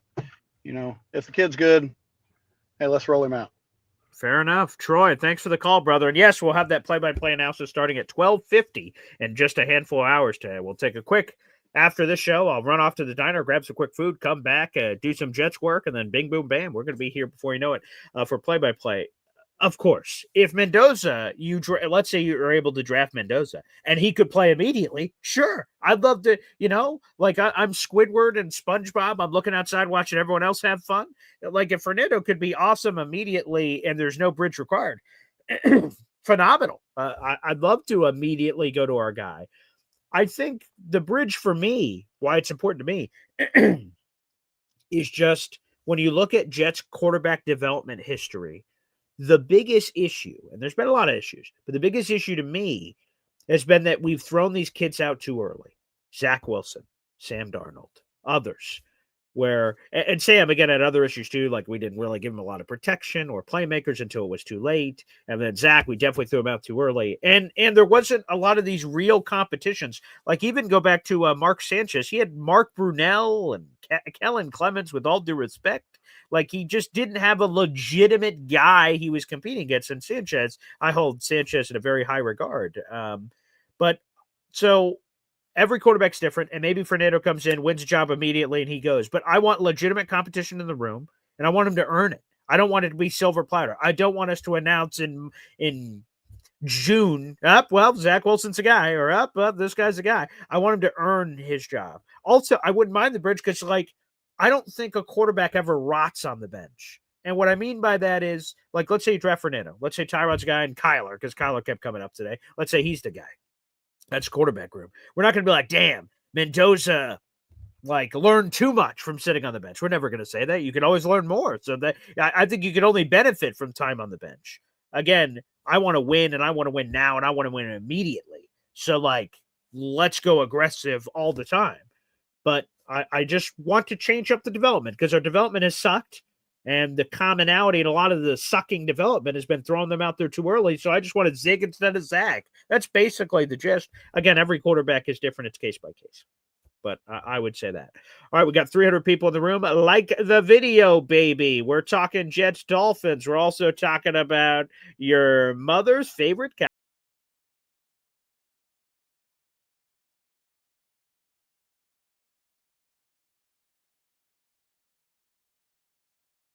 All right, back to the phone lines. Ricky New York Live is up next. Ricky. I like that song. Okay, man. great. I'll tell you what. I wasn't even going to call in this morning.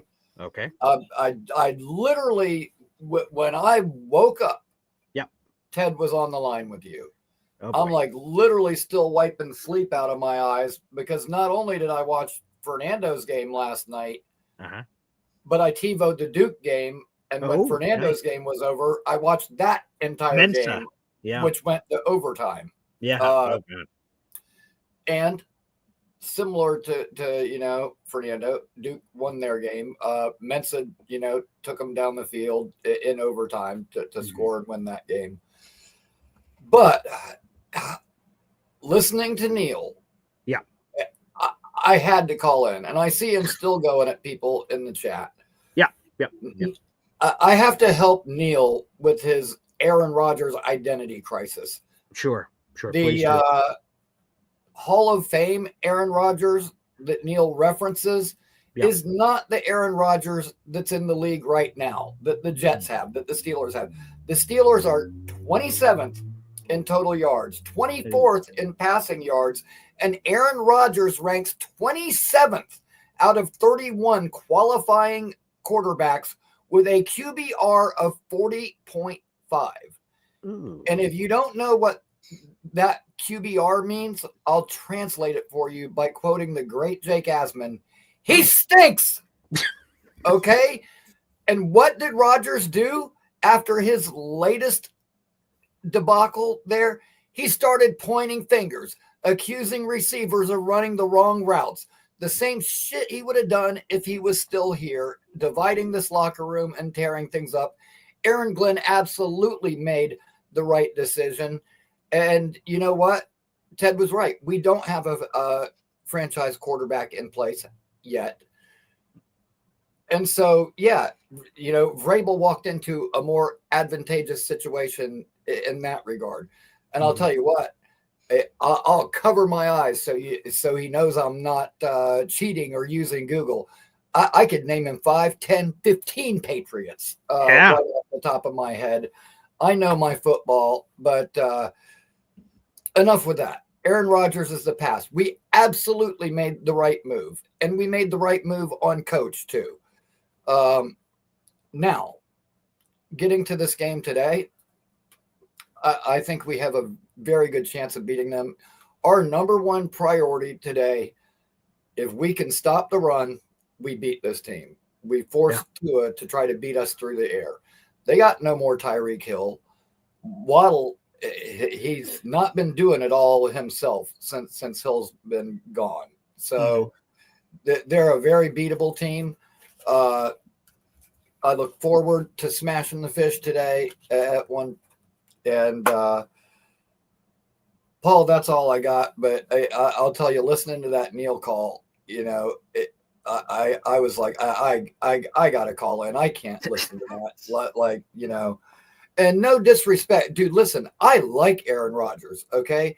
Sure. Aaron Rodgers in his prime was probably one of the best quarterbacks that I have ever watched. Sure. Ever. Pure thrower. I mean, terrific. Yeah. Oh my God.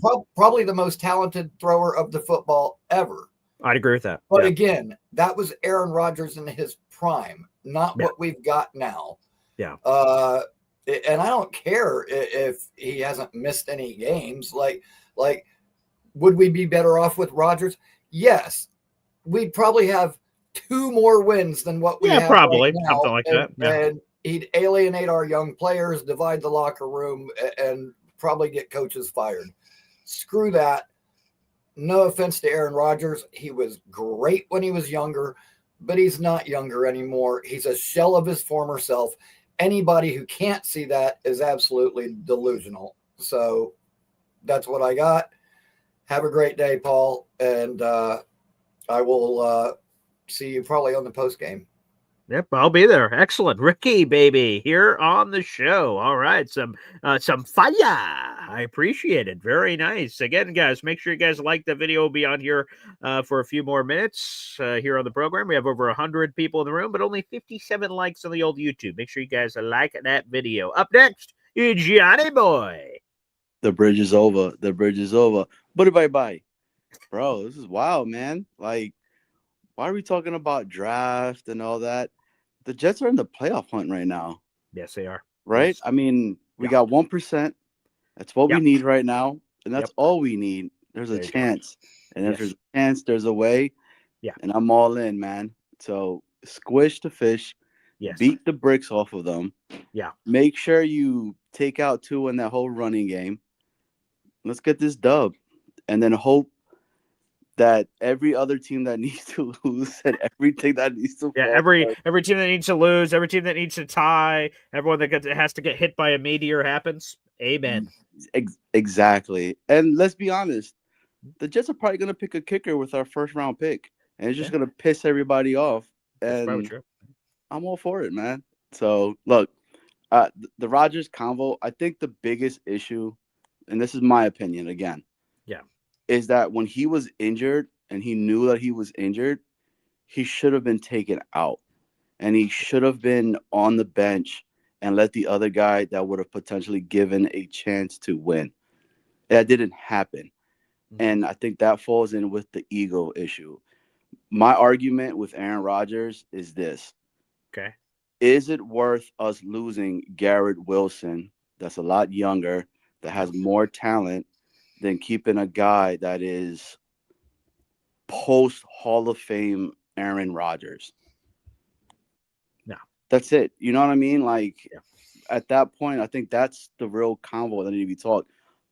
I think we were a couple of field goals away last year from winning, if I'm For not sure. mistaken, right? We were. Special teams was trash, Mhm. but this year's a lot better. So I don't know. It doesn't matter at the end of the day anymore. Like, it doesn't. You know what I'm saying? So the whole, we're in the playoff hunt. Okay? Yes. We need to win, and let's win. Other than that, you know, pretty much that's about it. So, hey, go enjoy your diner food, bro. Like, Thank you. All right? You're about to be on for like 20 more hours on. That's true. That's a good point. Yeah. BG, appreciate you, bro. Peace. Thanks, Johnny. I appreciate that here on the program. Here, by the way, Johnny's right. They're in the playoff hunt. Real quick, here are the playoff elimination scenarios, because unfortunately those exist for the Jets. If they lose to the Dolphins, it's over. They're out at 3-10. It's official. They also don't control their destiny. There's another way that they could beat the Dolphins and still be eliminated. The other games to watch, folks, are Bills, Jags. If those two teams win, the Jets are out, even if they win. Buffalo hosts the Cincinnati Bengals. Cincinnati plus 5.5. Very nice money there. And then Jacksonville host Indianapolis. Indianapolis actually a favorite in Jacksonville. But if the Jacksonville Bills win, Jets are out, unfortunately. So those are the playoff elimination scenarios. I have no playoff clinching scenarios to share at this point. When or if those ever happen, I'll let you know. Anywho, let's get back to the phone lines. Frankie here on the program. Frankie? Sorry, man. I'm just laughing my ass off. It's just what a show. Between the Neil and Ted exchange and what you just went through. I'm sorry. I was laughing. Sorry. Hey, did you like what you saw last night? I did.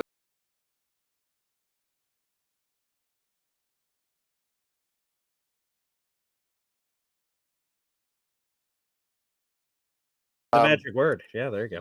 Yeah. In the chat, I put, "Oh, he's a nerd," and I don't want people to think that I'm making fun of the guy. Actually, it's a good thing for somebody in New York to be that way, because he won't get caught up in all the celebrity bullshit. That's true. He's very and all quirky. that. He was at Cal when my daughter was there, and Oh, right, you said that, yeah. all the athletes kind of like hang out, and he was never at the parties. Mm. As she called him, he was a nerd. Good guy, nice guy, but a Yeah, nerd. yeah, So, yeah, which is yeah, good. I think it's actually perfect for New York, but we're not getting him. yeah. There's no way he's going to fall to us. We're going to win, Trade. Boom. huh?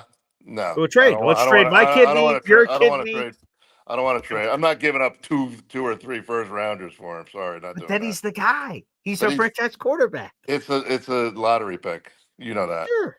I think he will do well, and I'd love if if somehow he does drop to us, fine. But I'm not giving up. There's too many needs on this team. That's the problem I have. We need. I'm still not convinced we have the second wide receiver. We need that. I think we need That's to fair. still bolster the offensive line, the defensive line. We need a cornerback. We need a Mhm. safety. There's just too many things we need, and don't want to give up all this great draft capital to just again. I don't know if you watched the movie. I think you did Moneyball. Yeah, of And course. I love that movie. there's a great scene. There's a great Yeah, scene in that between the exchange between Brad Pitt's character yeah, and the head scout, and like you go and they talk about, oh, you're guaranteeing that this guy's going to be this and that. You don't know. You don't know. yeah, Everybody thought Zach Wilson. Well, I didn't think yeah. Zach Wilson was any good. I was in Utah at the time. I thought he sucked, but that was just my opinion. I didn't want to get Zach Wilson, Wish but you could have everybody shared did. that with the But Jets, but logically, yes. people thought he was going to be good, or people thought that Trevor Lawrence even was going to be a hell of a lot better than he is. Yeah. You don't know, and I'm not. If the team was like, I don't think that a quarterback next year is going to get us to the Super Bowl. And my goal is a Super Bowl. And I know we got to get to the playoffs first. I know we got to have a winning Right. season first, but we got to build to that. And I want to build it correctly, build it from inside out.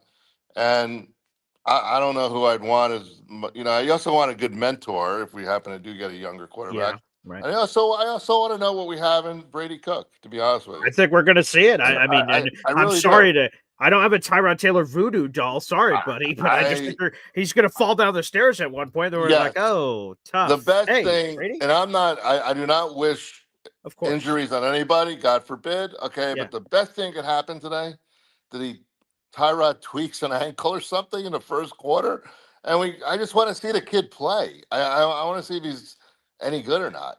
Okay, I don't need I've any never. ankle tweaking today, but we have 5 weeks left. If it happens at some point somewhere over the 5 weeks, I'm like, all right, Well, let's see what Brady has. but let's say what happens today, Paul. If we go out and we beat the Yeah. Dolphins, which I think we will. Is he Okay. going to Nice. start? Does Tyrod start next week? I don't want him starting. I want to see this kid. We Yeah. got to know what we have. But but I think we both agree it's inevitable that Tyrod's going to get hurt somewhere over these 5 weeks. So, that's what I'm saying But why today. wait for that? But why we don't need to wait for that? Okay, Well, just how many games do you need to see from Brady where you'd be I like, would you know like to what? see. I would like to see 4 to 5 games. Just like Okay, we well, gave Justin Fields. We gave him what 4 to 5 games. We realized, bro, this guy sucks. He's as bad as everybody says he is. Okay, sure. you can't judge somebody on 3 games, 2 games. I would love to see him start today and just let him play the last 5 games. I don't care if we go 0-5. Let's just see what he's got. And if he's horrible, he's horrible. If he shows that he's competent, then hey, we might have a good backup. If he shows, hey, this kid has brought us back from I have no idea what we have. Nobody does. That's true. And To so I me, would really if I love to see see. Yeah, Go to me, ahead, if I sorry. see one or two good games, because here's my expectation for Brady Cook. Maybe it's different than other people. If Brady Cook shows anything in these 5 games, to me, I'm like, sweet, we have a long-term backup. I don't in my head say, ho, we have Tom Brady reignited, Yeah, Brady right. Cook. So I think really if he only got 2 or 3 starts and I saw anything in those 2 or 3 starts, I'm like, phenomenal, boom. Well, Brady Cook, I got you. So in a Madden world, where the Jets are on the brink, sorry, Johnny Boy, on the brink of elimination from the playoffs, and would I just say sure, throw Brady out there, sure, but like what the Jets are going to do and what some of us want are not perfectly aligned. So I don't anticipate Brady Cook getting these 4 or 5. So I think he's going to get max maybe 2 or 3. And I hope with those 2 or 3, he shows enough to be a quality backup. And if he does, holy crap, Jets just hit the lottery. He's an undrafted free agent. You hold his rights for 3-4 years at dirt cheap money. Phenomenal. Right. And that's exactly right. And so I agree with you there. But I think we are going to win today. I mean, I got one of my good friends texted me yesterday. He goes, "Oh, hey, Tua hasn't won a game under what is it, 40-degree weather or Yeah, something?" under I 40 don't know what degrees. it He's is. lost 7 in a Yeah, row. 0 and yeah, 7 in 45 and degrees some we weather. will get a pick today, okay? Oh, thank you, Because if we please. don't get If it it today, doesn't we're never happen getting one. I'm today, yeah, sorry. exactly, right? Like the guy who leads the league in interceptions in the club, Right. which he doesn't like. If we can't Right. get it then, I don't know when the I hell don't we're know getting when the it. hell we're gonna get one if we don't get it then. Anyway, great show as always, and happy birthday, Easy. By the way. There you go. There you go, Easy. Shout out to Frankie for joining us here on the program. Let's freaking go. Terrific. What a show. Wow, Mamacita. We covered a lot of ground. We covered, I mean, Aaron Rodgers. Didn't know that was on the bingo.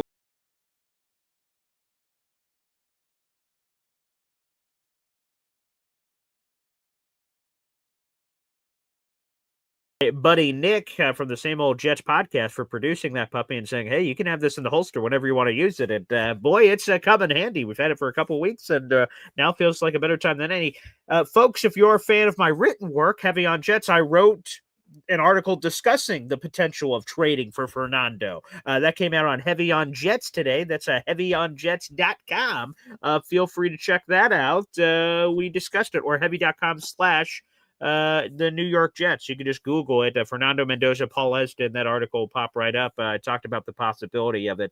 And again, we got Jets Dolphins Day. So we're going to have over 5 hours of live streaming content, people. Over 5 hours of live streaming content today. The pregame show, which was just 2 hours. We're going to have the live watch party. That's going to be at least 3 hours, plus the postgame show. So it's probably going to end up being over 6 hours of live stream content today. Folks, I hope you enjoy it. Again, the free way to contribute is by liking the video and hitting subscribe. But I appreciate the people that went above and beyond. Lou B, Super Jets fan, Super Chat. We had our boy Truman Dumel, Super Chat. Mahar Khalil, Super Chats. Memberships. Neil with the 20-pack. Number 1 Austrian Jet fan. My boy MFC, Mother Effing Chew. Frankie with the Super Chat. All you guys were awesome. That helps keep the lights on for me and my family. And I'm glad, as long as you get a laugh or informed in some way, I feel like I did my job. So we'll be back at 12:50 for the live watch party and play-by-play. More articles coming out in between on Heavy on Jets, and there's only one way to end this program. Folks, enjoy. I believe we just started the Fernando Mendoza.